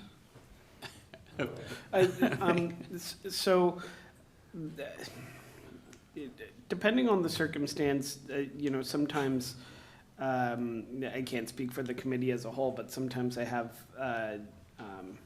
some sympathy to the idea of an existing condition where, that condition is sort of in keeping with the rest of the street, sort of impacting what's reasonable for a variance. But that's not universal, and 0% soft landscaping is, it's difficult for me to wrap my mind around how 0% is a minor variance. So do you have any justification for that aside from the fact that it's an existing condition? Well, as you can see on the plan, yes, so it's already, basically front yard is occupied by the driveway and the walkway. Okay, so let me put it another way. Is there any way to make it more approvable by the committee that you could improve this? Because the driveway, as proposed on your plan, really is only a single lane driveway. So it doesn't seem to me that you absolutely necessarily have to repave over this whole front area. There might be an area that you could dedicate to soft landscaping. Is there any maybe concession that you could make to give us some percentage of soft landscaping? Sure. Sure. Can we go back to the street? Sorry, the site photos. Yeah. So okay. So from the site views, I can see that on the right side of the site, there's a linear. Above the for the walkway on the right side above the retaining wall, there's a line of planting. A strip of planting there. So from this view, I can see it's within our property. Well, that I think that will be that can be counted as somehow a landscaping area. Well, I mean, it's not that way right now. Right now, it's paved over in that area as well. But, you know, my point is, since your clients are redoing the whole front of their house anyway, is there any portion of this that you could redesignate as soft landscaping? So you're saying maybe that part to the right there, but is there anything else you can do? If okay, so if permeable pavement is desired, maybe we can put that in a condition. May I perhaps just interject, Mr. Goshen? Just if you just go to the site plan, if you look at your site plan, and when we look at the driveway, you've got a new set of stairs that's curved, and the one edge of the stairs on the opposite side, that's where the driveway is. But there's an entire, I'm not sure how one describes this shape, but there's a shape there that, to me, would look like a space that could be remove the concrete, put in green space in that spot. And that would certainly provide some front yard landscaping rather than zero, because like Mr. Ghosh, that is a variance that I cannot support, a zero landscape, because you are making changes to the front of the house. So there's construction anyway. I think this would be a much better improvement than using your words about a modern home. Well, part of the modernity includes having better drainage for the future. So I think that might be something to consider. And if you decide that you can add some front yard landscaping based on the site plan, we will require you to calculate a certain proportion, both in percentage terms and in square meterage, and then provide that to us before we make a decision. Yeah, that can be considered, and we can also consider permeable, like I said, permeable pavement to make the entire driveway permeable. I think the permeable driveway portion, the driveway portion permeability would be wonderful. But I think the soft landscaping piece is a secondary piece to that. Is both. We're looking at both. I see. Right? So my suggestion would be that perhaps if you think this is an appropriate suggestion to you, that we might stand this down and come back to it while you calculate a percentage in square meterage, and we could come back. Bear with me a moment. Mr. Lombardi has a point.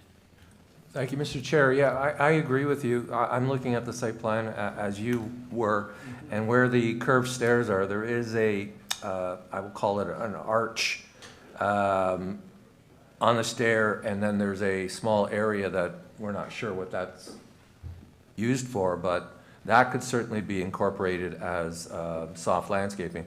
I'm also thinking, when I'm looking at the photos of the site, if I'm looking at the home currently, on the right, the applicant was talking about that walkway. I don't think that could be turned into soft landscaping, because I believe it leads to the rear yard. There's a fence and there's a gate towards the end there. But I'm thinking on the left side, where the current walkway leads to the stairs, there's a strip of land, concrete there, sorry, could that be incorporated as soft landscaping as well, along with permeability on the driveway? That may obviously increase from zero the amount of soft landscaping on the site. Just a suggestion. Thank you. Thank you, Mr. Lombardi. While you're thinking about that, Mr. Good, let me just see if my colleagues have any other questions for you. Ms. Brisian? No, nothing to add. I think all of those suggestions would certainly increase my support for this variance. Thank you. Mr. Good, what would you like to do? I would like to take the suggestions. So would you like to us to stand down and you come back with some feedback, or can you give us that feedback now? By feedback, you mean In terms of agreeing the suggestions? the suggestions that were made with regard to both soft landscaping and permeability, if you can provide us with a percentage and square meterage of soft landscaping that will be provided in the front. Yeah, I agree. We can do that. Do you have a few minutes to do it, or shall we come back to you? I can. Sorry, hold on, Mr. Ghosh has a comment. Yeah, I just think there's maybe a miscommunication. What we're asking you to do is give us numbers to incorporate into variance 9, so that when we approve this, we can tie you to those numbers. So we need to delete the 0% and the 0 meters squared and put in numbers there. So we're not the ones that can tell you what those numbers should be to sort of address our concerns. Can you sort of figure out what those numbers would be? Okay, I'll do a quick calculation and come back. Okay, so shall we stand down for a few moments? Yeah, just a few minutes. Oh, do we want to wait? I was going to suggest yeah, for a 5-minute break. Okay, we're going to take a 5-minute break and give you the opportunity to come back. Okay, thank you. Thank you. Okay, through the chair, members, please turn off your videos, mute your mics, and we will resume in 5 minutes.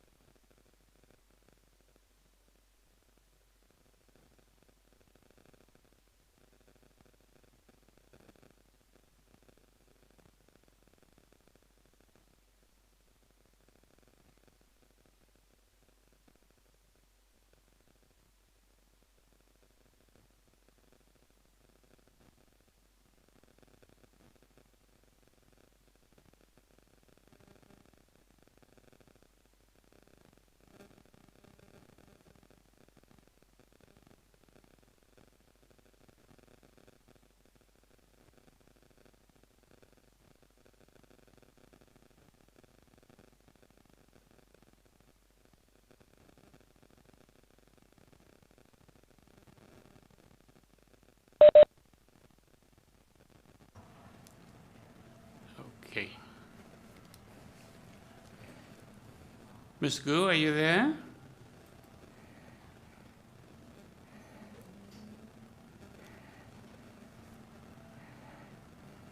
Hello? Hi, Mr. Yeah, Gu. I'm here. Yes, Have you I'm got here. some information for us? Yes, I did a quick calculation. Okay. I think based on the suggestions with the green space beside the stairs, I can get 15% of the front yard for soft landscaping. That's 13%? 15%, 15, thank you. And could you give that percentage to us in square meters? Wait. Well, it's calculation. Give me a sec. Okay. What is the front? Okay, it's 400. Wait, 400 square feet times 0.15. 60 square feet. 60 square feet. And in meters? I think that would be 5.5 meters. 5.5 square meters. 5.5 meters squared. Okay. And the other piece, of course, will be that we would add permeable paving for the driveway. Yes. Okay, wonderful. Thank you very, very much. We'll take it into committee. Now, sorry, I do have a question. I'm not sure if those numbers are right. Okay. The 75% is 12 meters, so if he has 15% and it's the 4 or 5, I think that's, something's not adding up. Mr. Good, did you hear that? Yeah, Do you want to just check your numbers again? I did. Please note that this is a quick calculation in a tight time, right? Let me double check. 12.27 square meters. Good catch.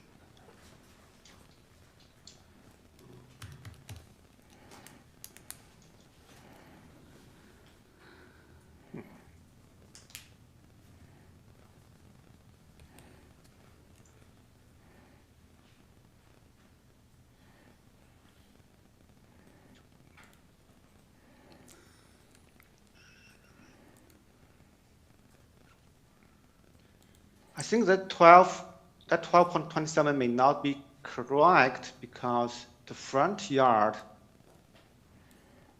is like 37 square meters, and you cannot get 12.27 for 75%.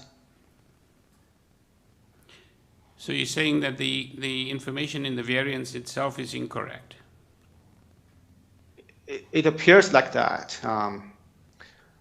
I'm simply just do calculation 4.45 front yard times the width of the lot, which is 7.6. It's 33 square meters times 0.75. You can get 25 square meters. So yeah, it looks like that 12.27 is not accurate. So through the chair, if the number is going to be worse, then new notice would have to be provided and this application would have to be deferred. And at this point, given the ambiguous nature, perhaps that is the best route to take for this application. Mr. Gu, did you hear that? That if that's incorrect, a new notice would have to be published if it's going to be worse, because that means there's an error in the variance. Well, that 12.27 is provided by the zoning. It's not provided by us. Through the chair to the agent, if you're questioning your zoning review, then you would need to consult with the buildings department and your zoning examiner.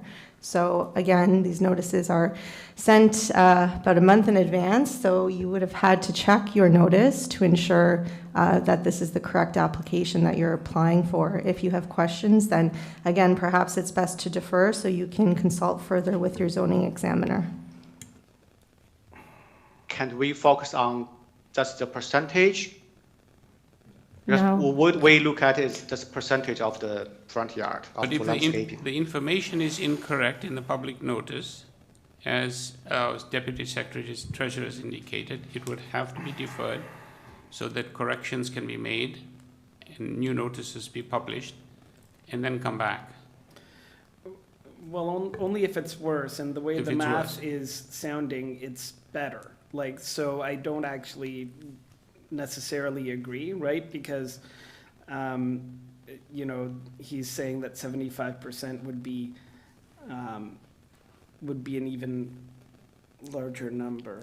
So through the chair to the agent, if the agent has the numbers prepared, and if they wish to amend the variance, and if it's making it better, they can do so, but we will need the percentage and the meter square, and they're taking the risk if it doesn't match with the zoning review from the buildings department. They may have issues at permits. So again, to the agent, the choice is yours. You either proceed as is, or you amend the required and the proposed, or you wish to seek a deferral to consult with buildings.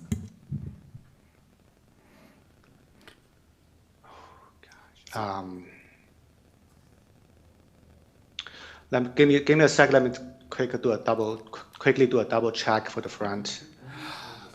Yeah, I think Mr. Go, we might want to just hold this over and deal with a couple of other applications in the meantime until you're absolutely correct, and we'll come back to you.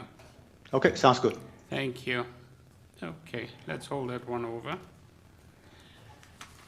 All right.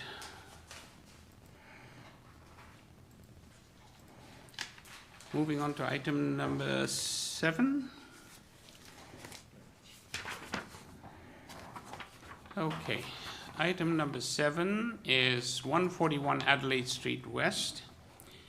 The purpose of this application is to alter the existing 17-story mixed-use building by constructing a side east one-story addition, a patio enclosure for the existing outdoor dining area of local public eatery abutting Adelaide Street West and York Street. Committee had before it copy of plan of survey, site plan, floor plans and elevations, 2 photographs of the subject property received October 23rd, decision numbers affecting the property, subject property, planning rationale, site-specific zoning bylaw affecting the subject property, and we also have a staff report from community planning. There we go. Okay. To you, Mr. Chair, we have the agent here in person and no other speakers. Thank you. Good morning, Mr. Bader. Name and address, please, for the record. Good morning, Chair and members. My name is Robert Bader, B-A-D-E-R. My address is 38 Albany Street, Albany with an I, in South Etobicoke. Thank you very much. We don't have anybody in opposition, of course, so no presentation from that perspective, but let me see if my colleagues have any questions or require presentation at all. Mr. Reid? Thanks, Chair. Just wanted to make sure that you saw the community planning recommended condition and you're in agreement with that? Yes, they're holding us to plans in accordance. That's fine. Okay, thanks. Excellent. Thank you very much. We'll take it into committee then and render a decision. Mr. Lombardi? Thank you, Mr. Chair. I think this is an appropriate proposal and development. I believe that the proposal conforms to the policies of the official plan, including the mixed-use designation policies in Section 45 of the Planning Act, and also the downtown policies in Chapter 2 of the City of Toronto official plan. I think the variances maintain the general intent and purpose of zoning bylaw 569/2013. That's desirable, and I don't see any adverse impacts of a planning nature, so I'm prepared to, and also say that the variances facilitate an enhancement of the existing retail tenant within the existing building. So I'm prepared to move a motion, but I'll wait if any other colleagues have any comments. No? Looks like you have the floor. So I will move a motion to approve the application, grant the variances, the 3 variances requested, subject to the one condition from Committee of Community Planning. Thank you very much. Second, Ms. Brazier, thank you very much. All those in favor? Mr. Bader, it was a very short session. Thank you. Take care. Okay, moving on to item number. Through the chair, just for the record, that was unanimously approved. Oh, thank you. I do apologize again. Thank you. Okay. Item number 8 is 686 Crawford Street. Purpose of the application is to alter the existing 2 1/2 story detached dwelling by constructing a 3rd story addition, dormers at the northwest and south portions of the dwelling, partially cantilevered at the southwest portion of the dwelling, and a cantilevered rear 3rd story balcony with privacy planter.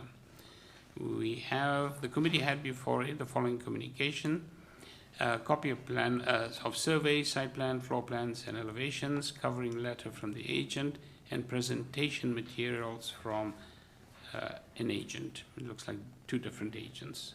Thank you.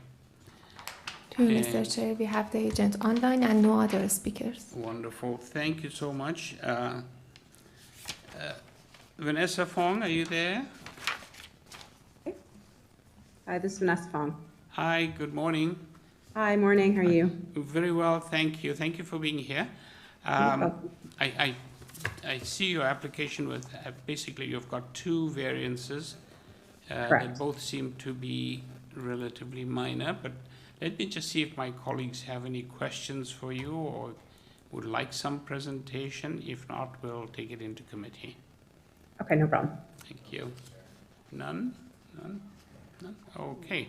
Looks like we don't have any questions or need for presentation, so we'll take it into committee and render a decision. Okay. Okay.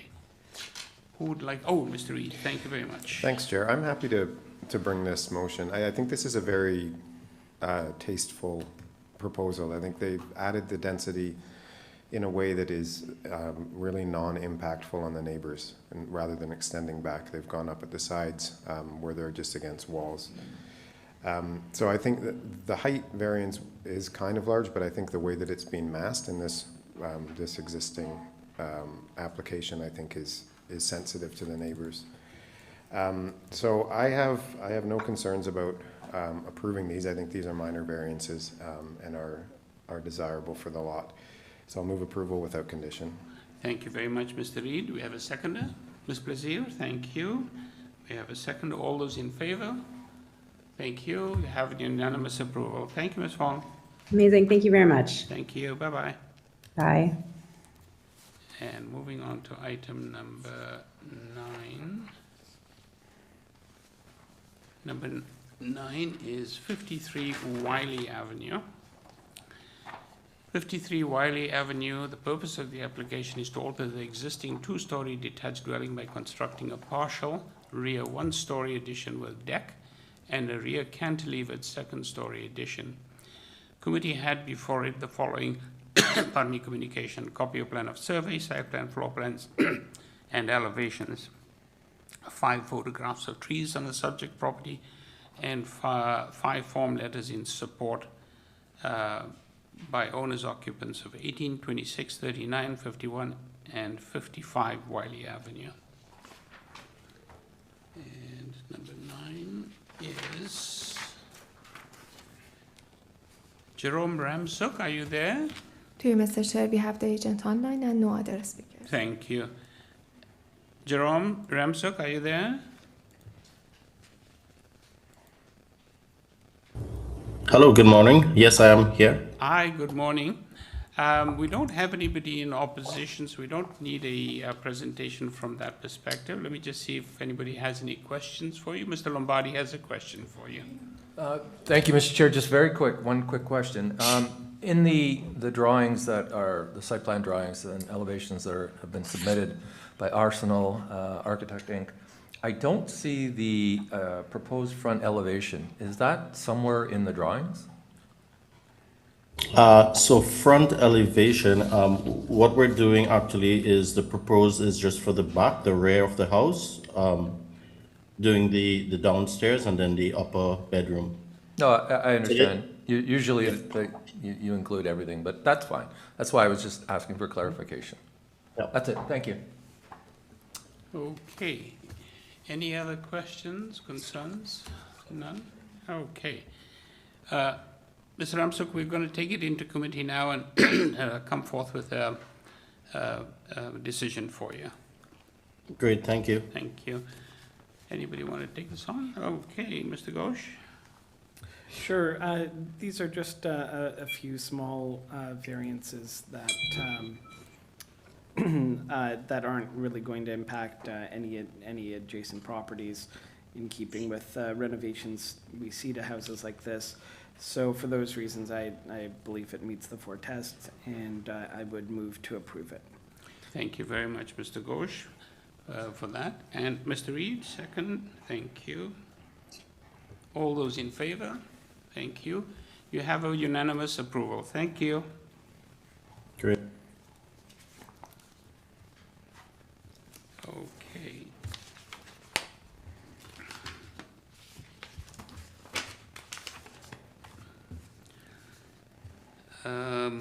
Number 10 was the deferral, so that one's been dealt with. We now move on to item number 11.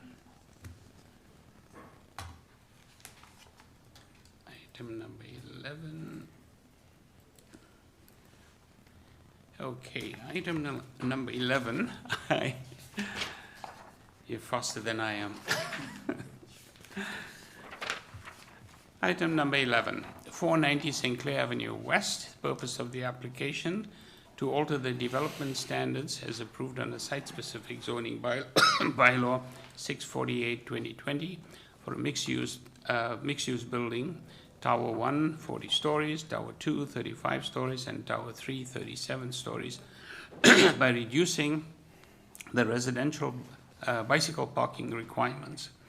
There will be a total of 1,338 residential dwelling units, 692 vehicular parking spaces with a level below grade garage, 669 residential bicycle parking spaces, and 10 non-residential bicycle parking spaces will be provided on this lot. The committee had before it copy of plan of survey, site plan, floor plans, and elevations, decision numbers affecting the subject property, arborist report, payment in lieu of bicycle parking, presentation materials provided by the agent, rationale prepared by the agent, and site-specific zoning bylaws affecting the property.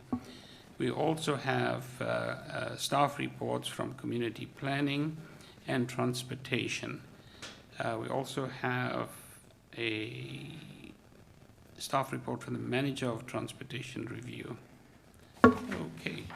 Through the chair, I'll just note, so the transportation report that was received, we have a follow-up transportation report that was received later on January 9th. Staff can pull up that later report so we can see the conditions on the screen. And to the agent, are you familiar with these conditions? Have you seen them? Okay, thank you.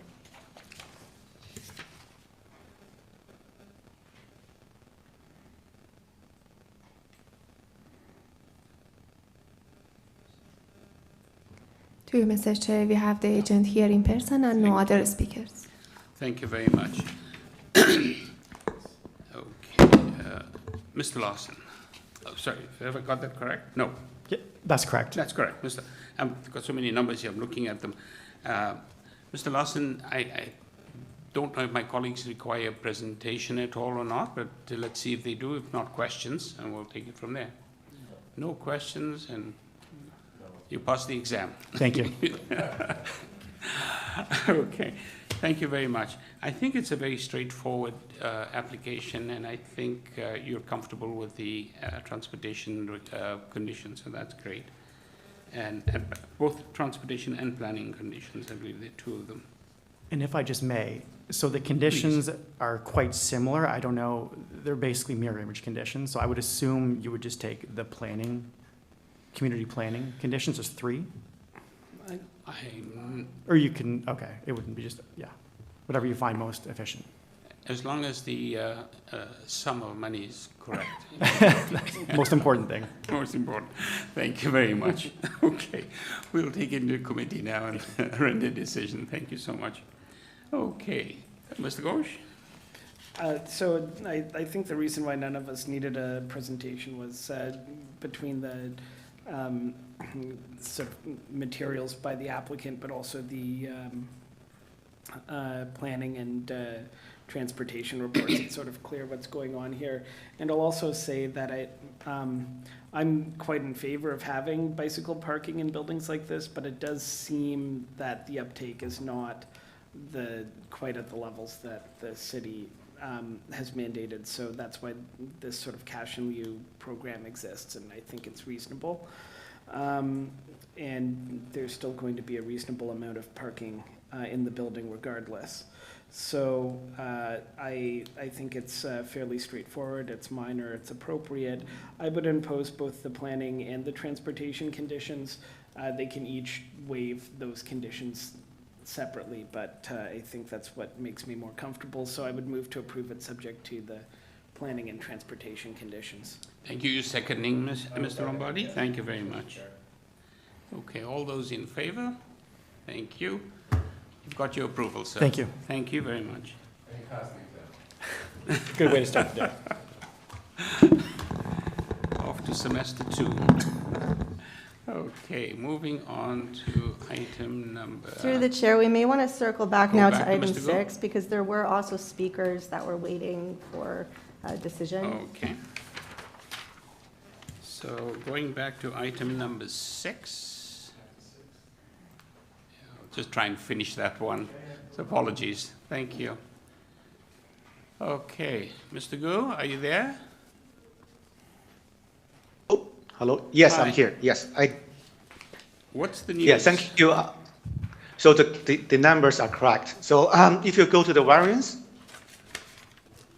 Just bear with me a moment while I find my right pages here. Item number Yes. 6. yeah. So yes, so the zoning bylaw says the percentage is based on the required front yard landscape space. So it's not based on the front yard. It's based on the landscape space. So 75% and 12.27 square meters is correct. Okay. And my calculation based on the front yard landscape space will be 30% with 4.9 square meters. Sorry, how much was that in square meters? 4.9 square meters. 4.9. Thank you. All right. Thank you very much for that. Okay. Let me just see if anybody has any questions at this point. If not, we'll take it into committee and come forward with a decision for you. Yeah. No? No questions? Okay, good. So we'll take it into committee and look for a decision. Who would like to take this one on?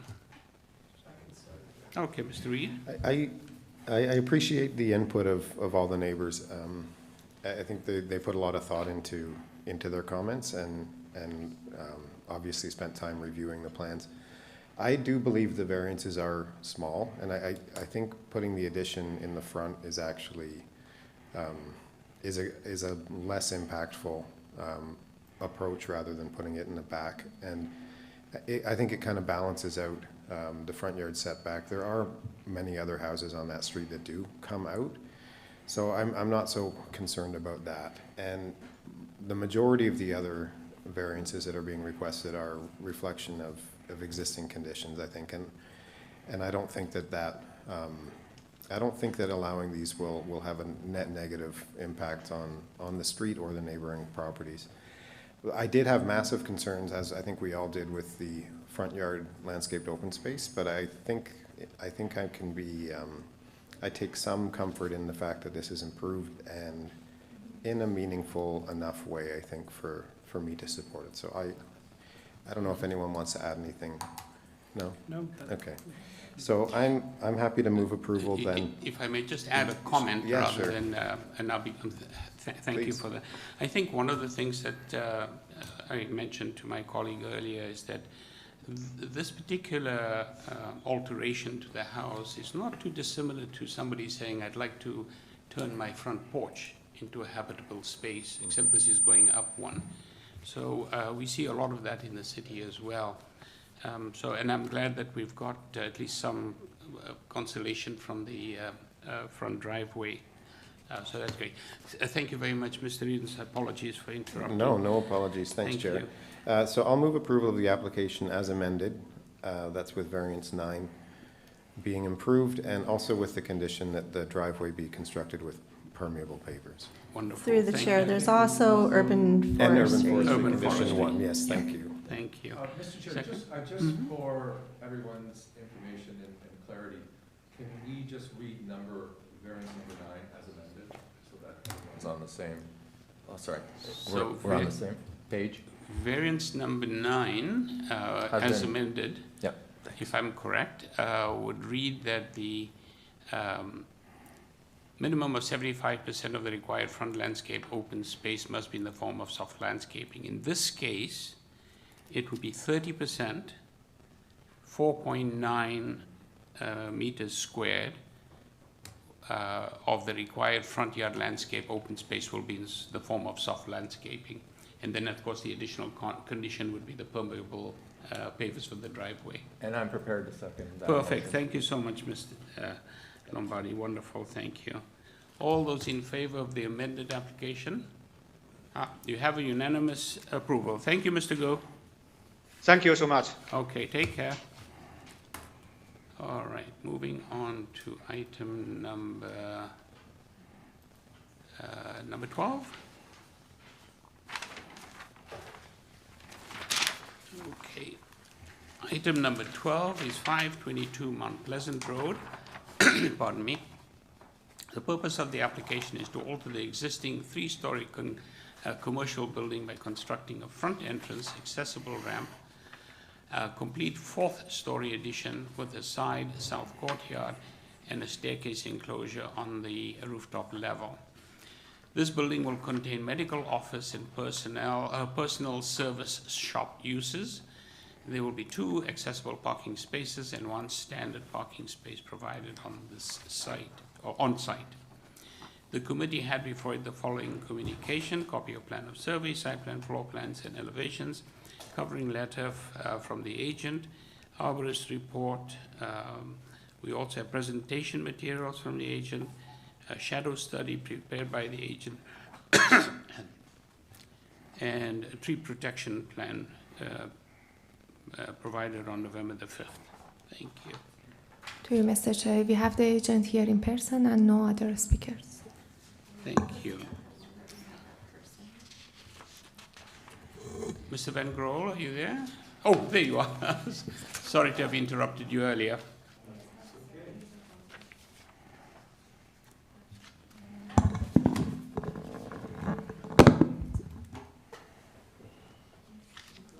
Thank you. Welcome. Thank you. Happy New Year to the committee. Oh, thank you, and you too.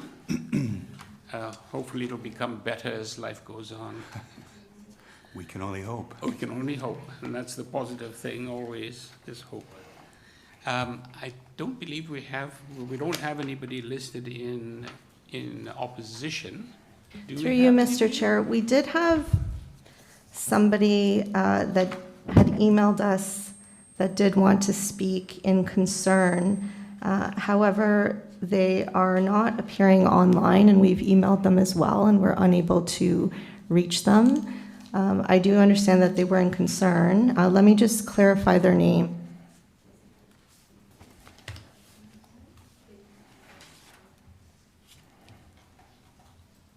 Their first name was David. So staff will try giving them a call quickly once more. We just want to make sure that they're heard. So David, staff will be calling you. We have emailed you. We'll just do one quick check. Thank you for your patience. Please stand by.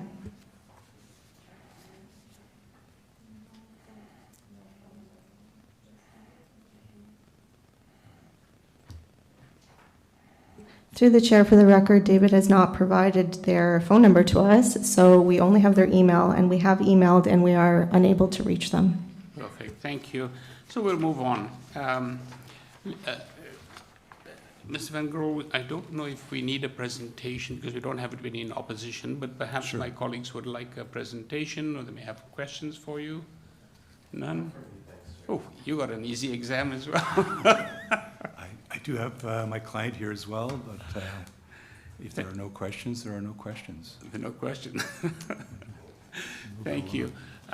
We'll take it into committee then, and Mr. Lombardi has an offering. I'll take this one. I commend the applicant and the architect for the information that's been provided. I agree with the architect and the material that has been provided, that this is the renovation additions to this building will provide much needed health service in the area, and I believe that the proposal represents a modest redevelopment of property. The proposed building, I believe, is in keeping with the scale of adjacent buildings as well as similar developments in the Mount Pleasant neighborhood, and I am prepared to move a recommendation of approval of the variances being requested, because I do believe that the variances satisfy, the 6 variances satisfy the test. Through the chair, apologies, Mr. Lombardi, is your mic on? Oh, thank you. I apologize.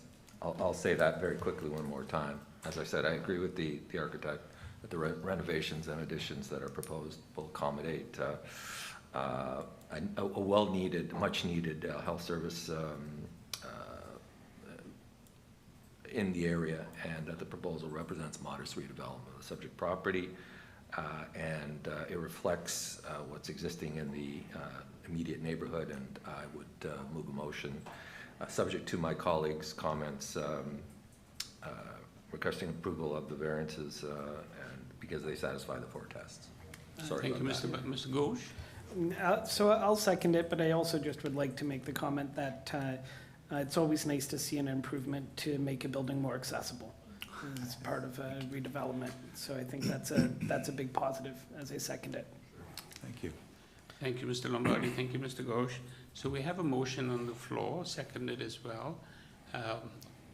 We take a vote now. All those in favor? Thank you, Mr. All Chairman. done. Thank you kindly. And committee It's members. approved. Thank you. Happy New Year. Thank you. Thanks. Okay, moving on to item number 13.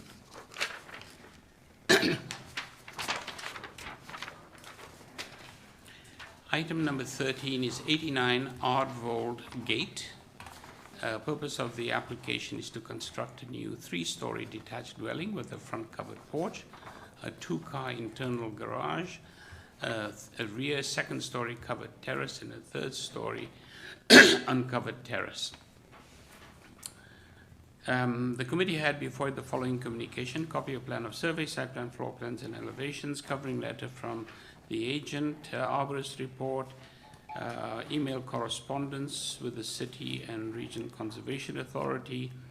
We also have email correspondence from the Toronto and Region Conservation Authority and staff reports from Urban Forestry.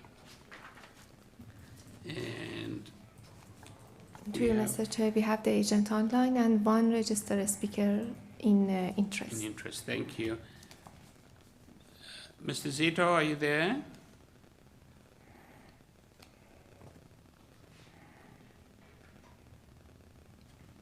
Mr. Zito, are you there?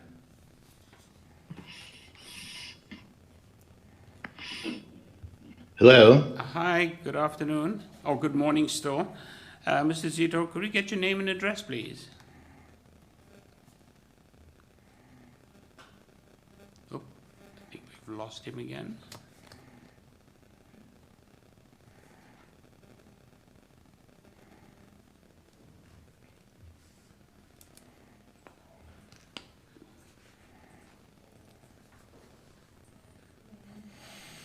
Wayne, you're unmuted. Can you hear us? Mr. Zito, can you hear us?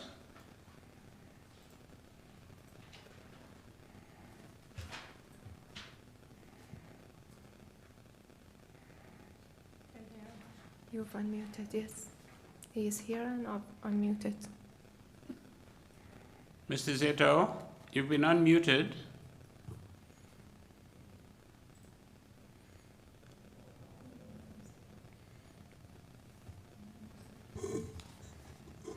Through the chair, we're looking for the agent for item number 13, 89 ARDWOLD Gate.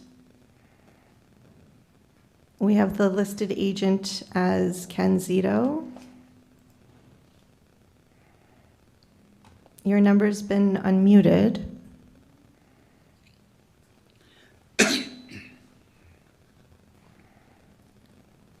Staff are going to call you directly. Just please hold on.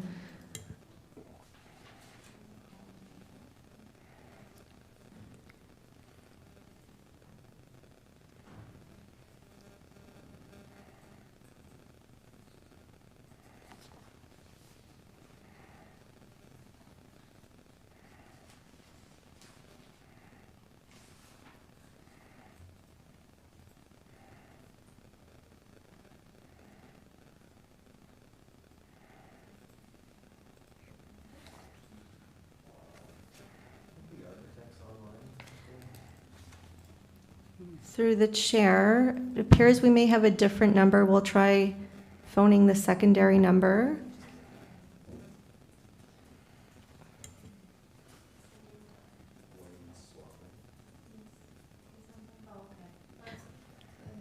Through the chair, I believe we have the architect online, Wayne. Staff will unmute you, and we'll see if you are going to be speaking as the agent for this application.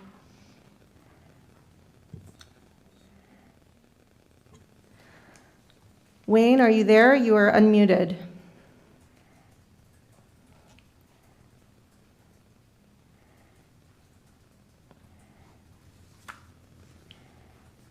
Wayne, you are unmuted. Are you there? Okay, through the chair, this looks like we'll have to circle back to this item, stand this one down. Thank you. Let's move on then to item number 14.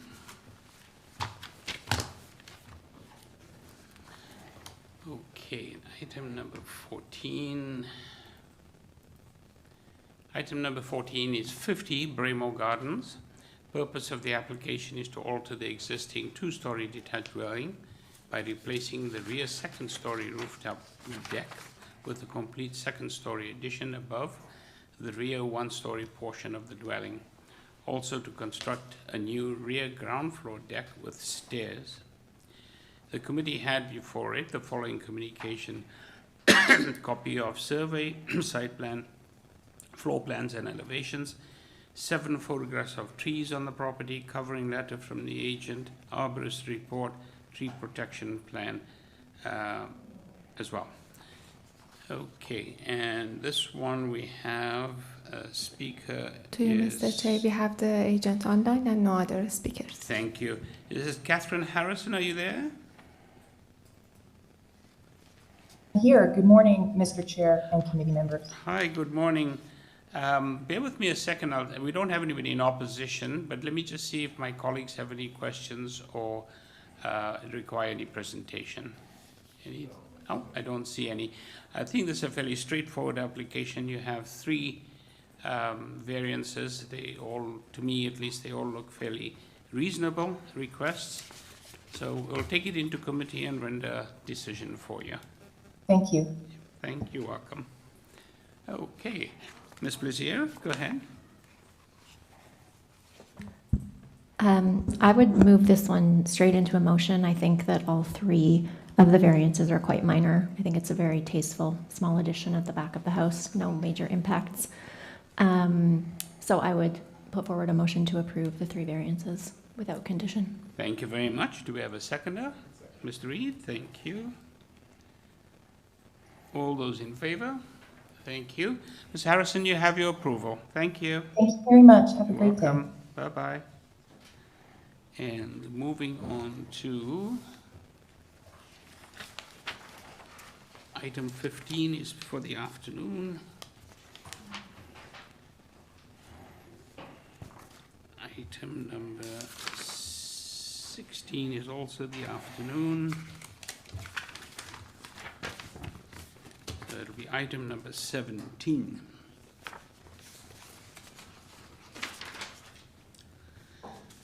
Item number 17 is 27 St. Andrews Gardens. Purpose of the application to alter the existing 2 1/2 story detached dwelling by constructing a 1-story addition on the side, west wall, enclosing the covered porch into habitable space. We have before us, or the committee had before it, copy of plan of survey, site plan, floor plans, and elevations, 6 photographs of the subject property received November 6, 2 photographs of the subject property, comparable application approvals, email correspondence from Heritage Preservation Services, and we have correspondence in support from 25 St. Andrews Garden and 158 Douglas Drive. Okay, and we have number 17. To Mr. Chair, we have the agent online and no other speakers. Thank you. Alison Mill, are you there?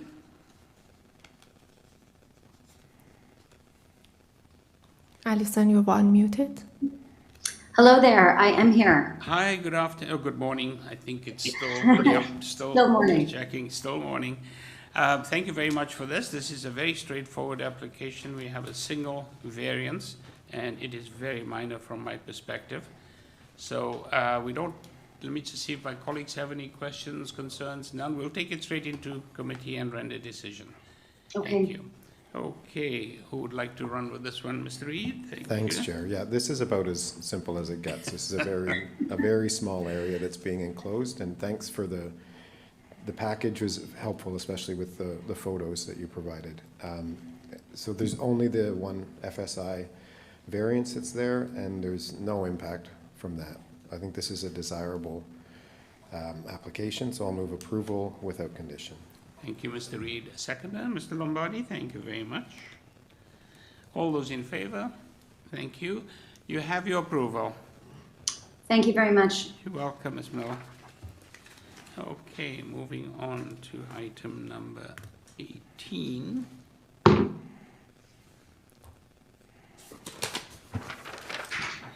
I said hello, and I said thank you very much.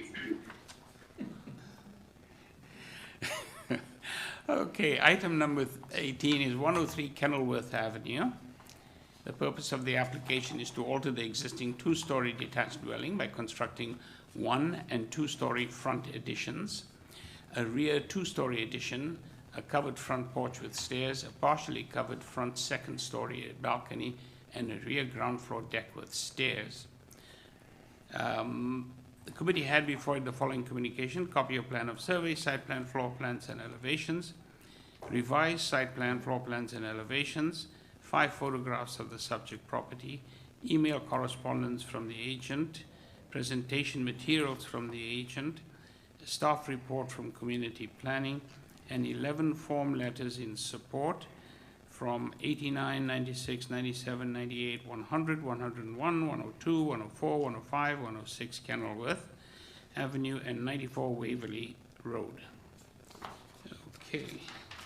To Mr. Chair, we have the agent online and no other speakers. Thank you. Is that Diana Durazo? Are you there? Diana, you've unmuted. Hi, good morning. My name is Diana Durazo, and I'm the agent representing the owner at 103 Kenilworth Avenue. Could we get your address as well, please? Yes, just one moment. It's 160 The Westway, Etobicoke, Ontario. Thank you very much. We don't have anybody in opposition, but let me just see if my colleagues might like a presentation or have concerns or questions for you. And I'd just like to mention, you are aware there's a planning condition. Yes, it's regarding ties to the proposed site plan and the permeable pavers. That's right. Which we already were proposing in our initial proposal. Thank you, great. Any questions anybody has? None? I do have one quick one. Your rear deck, I can't tell easily, does it have oversight on adjacent properties by any chance? Pardon, can you repeat that last part? I'm sorry. I was just asking about the rear deck. Yes. Does it have any oversight of the adjacent properties on the north and south sides? In other words, will it be something that would require a privacy screen or privacy screening on both sides? No, there shouldn't be any lookout, but if it's a condition from committee, we could certainly address that. Yeah, I think it might help. It won't hurt if we could have privacy screening on the north and south sides of the rear deck. Okay, we'll take it into committee now and render a decision. Mr. Lombardi, thank you. Thank you, Mr. Chair. I know this area quite well. Everyone, I think by now knows my old neighborhood is the Beaches, and I will debate with anyone whether it's the Beaches or the beach. It's the Beaches. Anyway, I am prepared to move a motion approving this. I think it's a modest redevelopment of the property. It fits the neighborhood character quite well. It introduces soft landscaping, and front yard soft landscaping. It also actually improves the front yard setback of the existing dwelling with the introduction of front bay windows that are reset. And I don't believe it results in any adverse impacts of a planning nature. So I'm prepared to move approval of the application and grant the variances as they satisfy the four tests in the Planning Act, subject to the two conditions identified: community planning, as well as the additional condition with privacy fencing that the chair has identified. And through the chair, sorry, I will just add that the plan in Community Planning's report for the condition, they're stating the November 18th plans, but the applicant has revised plans that they've submitted, so that date would be the revised plan, January 6th, 2026. Terrific, Thank you. Madam Secretary. Sorry, also, I would just like to note that the rear deck is at ground level. Oh, it's a ground level, so we can Yes. remove that. Yeah, thank you. So that you won't have oversight there. That's great. Thank you. No, that shouldn't be an issue. We'll retract that one, Mr. Lombardi. That's Thank right. you. So as revised. Thank you. Do we have a seconder? Thank you, Mr. Reed. Seconds. All those in favor? Thank you. You have your approval. Thank you. Thank you. Have a good day. Bye-bye. Okay, do we go back to item number 1, was it? Through you, Mr. Chair, it seems we have the agent for item 13 back. 13. Okay, bear with me. I'll find 13, 14. Hello, can you hear me? Hi, good afternoon. Who are we speaking? If we could get your name and address, please. My name is Wayne Swadron. I am the agent for the owner. Thank you very much. Mr. Swadron, let me just see if we've got somebody in interest. I'm not sure. Through the chair, yes, we have somebody online in interest registered to speak. So we'll listen to them and then perhaps you may have some opportunity to respond. Of course. Thank you. Okay, who do we have? Is it Brian Lehman? Mr. Chair, before you Sorry. Point of privilege. I just wanted to confirm with the applicant, the architect who's with us today. I believe there's an error in the architect's letter to the Committee of Adjustment dated October 31st, 2025. on page 1. I believe the number of variances should be 7, not 6. Just bringing it to their attention. Yeah, I think that there was a number 1, but it wasn't necessarily a variant. Are there any changes to the variances that you've got at the moment? Any revisions? I see No. 7. None? Okay. I see 7 in the public notice. Okay. That's in the supplemental, I take it?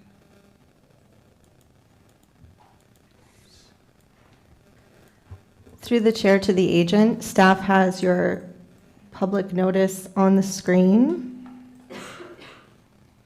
Staff, if you could just kindly zoom in. So there's a total of 7 variances. This is how your notice went out. That's fine. We're aware. Okay.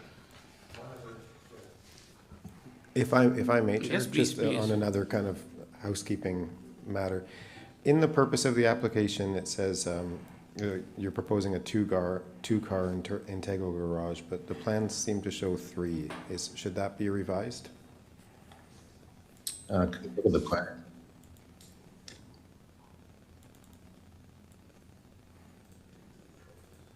If you look at the ground plan,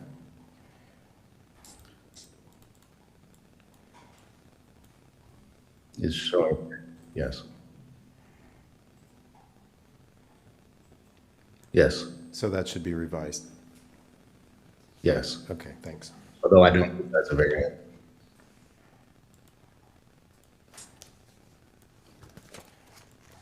Okay. Number 13.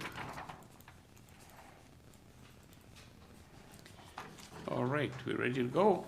Through the chair, I'll also note for the record the late urban forestry report and very late comments from urban forestry, where they have confirmed that they are seeking condition number 2. Their original memo was seeking condition number 2 and number 4, which related to a deferral. However, urban forestry has clarified that they are not seeking a deferral and only condition number 2 applies.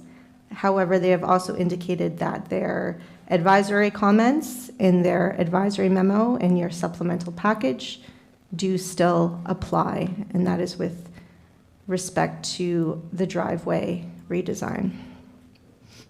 Okay, thank you very much. All right.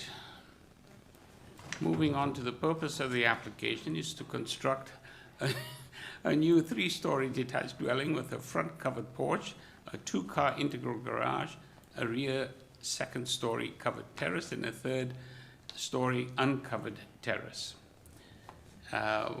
The committee had before it the following communication: copy of plan of survey, site plan, floor plans, and elevations, covering letter from the agent, arborist report, agent email correspondence with TRCA, and email correspondence from Toronto Region Conservation Authority, staff reports from urban forestry.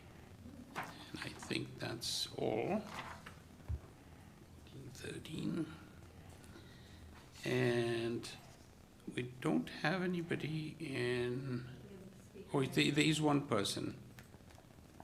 Okay. Mr. Swadron? Yes. Will require a presentation. We do have somebody in interest. With pleasure. Thank you. If we could refer to the applicant's cover letter and look at the diagram, it's often helpful.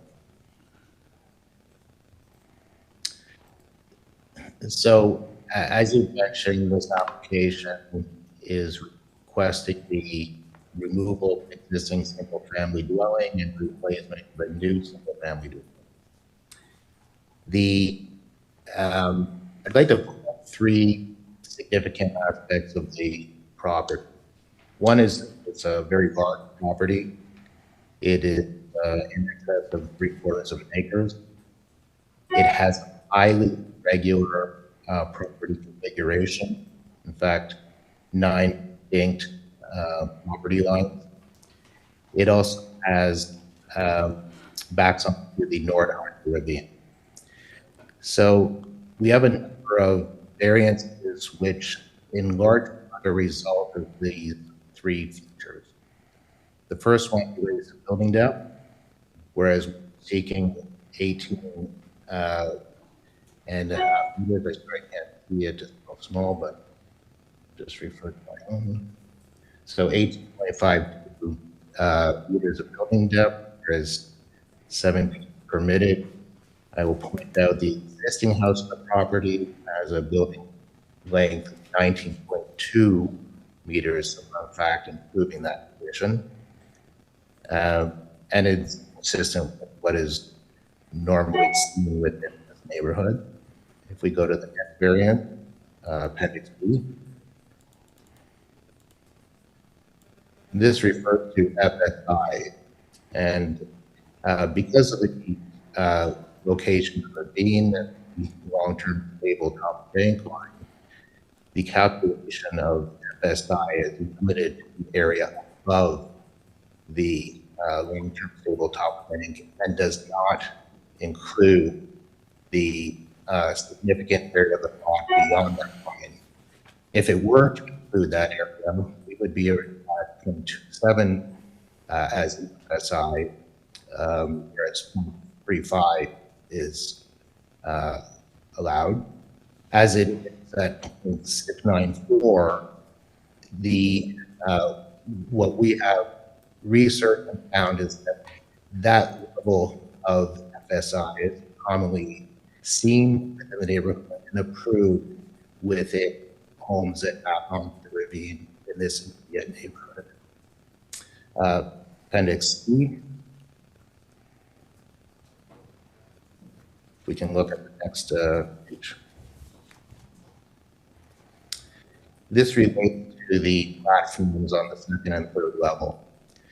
So as you can see, the proposed walk at the second and third level located significantly away from the side property line, is invisible from all neighboring property, and neighboring properties are in fact invisible from this balcony. So there is no neighbor impact visible from the street and is visible from neighboring properties.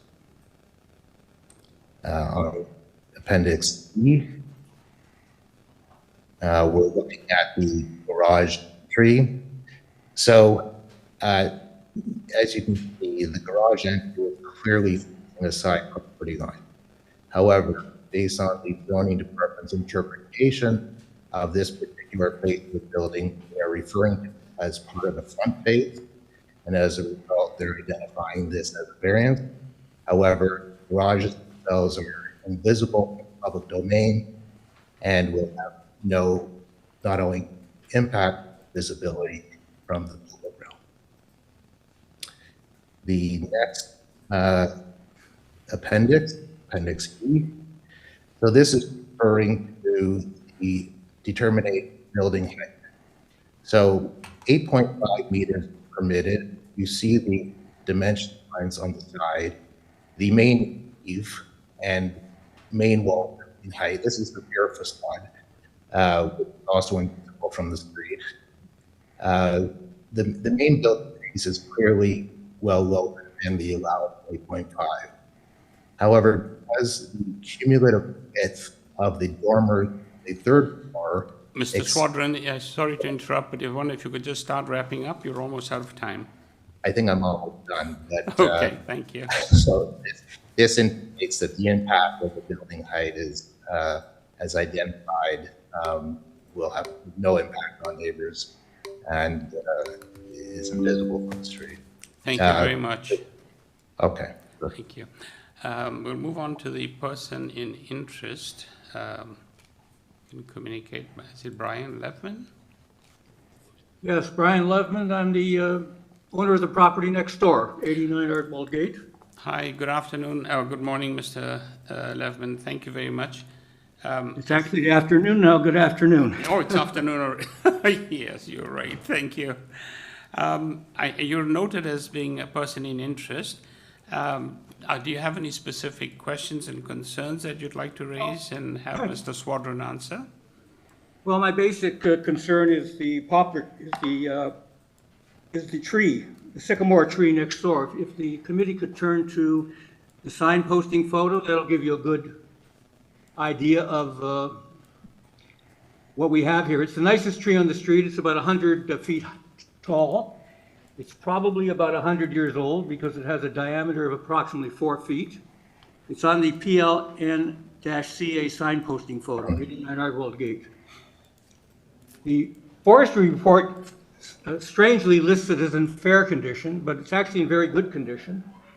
And it's existed there before when the Eaton estate, before the Eaton estate burned down in 1948 and subdivided the properties in 1951. If you have that photo, can you put it up on screen so everybody can see it? It's called the PLN-CA signposting photo. Bear with us just a moment. We'll see if that photograph's available. Through the chair, it's on the application information website. Staff don't have that submitted as part of the file from the applicant. Okay, If well, you in want any to, case, it's shown on the site plan. okay, let's turn to the site plan.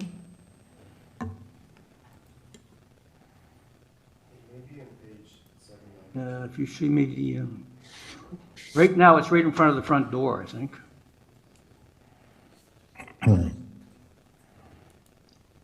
Oh, there it is. There's the tree. You see it there on the left. And you can see how wide it is at the bottom. It's about, I'm an amateur dendrologist, and it's about maybe 4 feet wide. And to me, it'd be a great shame if that tree were lost, because it's, like I say, it's approximately 100 feet old, 100 years old. I'm not sure why the tree report listed it as fair condition. They say it has a fungus, but in the vast majority of cases, these trees overcome the fungus by themselves, so they don't even need to be treated. And it's probably the nicest tree in the street, and these trees can live for 200 to 300 years, and we're going to be destroying it at its root, so to speak. And I guess the concern was we're increasing the coverage of the property by 100%, and in order to do that, we have to destroy the tree. And it would seem to me, I mean, it's up to the committee, of course, it seemed to me possible that it could be scaled back so that the tree could live. I did speak to Mr. Wilson, the owner of the property, about this, and he said it had to be cut down for construction reasons, which I think Mr. Swadron will probably confirm. So if the committee agrees that it has to be cut down, I think it'll be a great shame, because the tree is older than that house. But I assume that the urban forestry has looked at it, and they said that they made you said that they made a report, but the report is not in the supporting documentation, whether they actually agreed to have that tree cut down. This is a great treasure for the city. I don't know why they would agree to have that cut down. That's my concern, sir. That's all I have to say. Great. Thank you very much, Mr. Levin. We'll have Mr. Swadron give you a response to that concern. Thank you. Mr. Swadron, are you there? Yes, I am. Thank you. Okay, perhaps you can provide some response to Mr. Levin's concerns. Yes, respectfully, of course, we all support the maintaining of canopy trees, especially skin trees. We've had long-standing conversations with urban forestry regarding all of the... Mr. Swadron, Yeah. it sounds like you're on the other side of the ocean and your voice is kind of coming in and going out. I think we're having a little difficulty following your voice. Okay, I apologize for that, and I'm afraid I'm not sure how to fix the problem. I'll speak quickly. Essentially, we have corresponded with urban forestry. The tree is within the as of right building envelope. We are planning to replant significantly to maintain and enhance the urban canopy. Urban forestry does not oppose the removal of that tree. Thank you very much. I think in the arborist report there is some information about a tree to be removed, but I'm not sure if that's the one that's being referenced. And through the chair, staff can pull up again the advisory memo from Urban Forestry where they do discuss concerns with the circular drive and advise comments about redesigning the driveway. Mr. Lombardi? Yeah, with respect to urban forestry, I am in the application online area, and there are 3 emails or memos from urban forestry, one dated January the 5th and then 2 dated January the 7th, and I'm looking at the one that is the most recent, and there, as I said, there are 2 on January 7th. The one at 8 a.m. in the morning has no conditions, whereas the one at 10 says there is one condition, condition number 2, so, and doesn't talk about the redesign of the driveway, the advisory comment. So I'm just trying to understand which memo are we going to be referring to, most recent one? Through the chair, so it's urban forestry condition number 2. Right. And then forestry staff verbally confirmed with committee staff that their advisory comments still stand in their advisory memo. Okay. So it's urban forestry condition number 2 and then their advisory comments. Okay, thank you. And I believe that's the January 7th report. Yeah, okay. Thank you very much, Mr. Lombardi. Thank you, Mr. Swadron. Let me just see if colleagues have any other questions for you, or Ms. Lombardi? Very quick, through you, Mr. Chair, to the architect. One of the variances is requesting 2 balconies or platforms, one covered and one uncovered, and they are 5 times the size of the maximum permitted. Can you speak to those 2? I find that somewhat excessive. I understand the logic in your explanatory letter regarding that variance, that they're set back significantly from the west property line and east property line. But can you just quickly speak to the size? Yes, they're largely, sorry again, I apologize, sound. They are largely a result of the plan of the house below it, ground floor. So literally on top of that footprint. On the 3rd floor, the walkout is required as a place of refuge. That's a fire department and building requirement. It's a geometry and building footprint response. All right, thank you. You're welcome. Okay, any other questions, concerns? None? Okay. Mr. Swadron will take it into committee now and look for a decision. Thank you. Okay. Who would like to run with this one? I'll just make a couple of comments, if I may. We do have seven variances being requested, and while the project itself seems like a very large one, I think the site itself is very large. It's almost having a private nature reserve in the back. So I do feel that this one hasn't provoked any staff responses from planning, from TRCA, which was one of the ones that would have been of concern. So I think all told, it's an application that is supportable. Not sure if Mr. Reid? Thanks, Chair. I agree with you. I do want to address the neighbor who is concerned about the sycamore, and I agree. I think this is going to be a massive loss. That's a gorgeous tree. But I think because it's within the permitted building envelope, Whereas if the applicant is able to build there as of right, then that tree can come down. And I think that's the important. It's not that urban forestry doesn't value that tree, it's just that because of where it's located, within the existing building envelope, within the permitted building envelope, that's why it's will be coming down. But I agree, that's a great loss. And maybe to that point, also worth pointing out that our decision doesn't impact that tree one way or the other. Because they could come back with a plan that's completely conforming and that tree would come down. Thank you very much, Mr. Reid.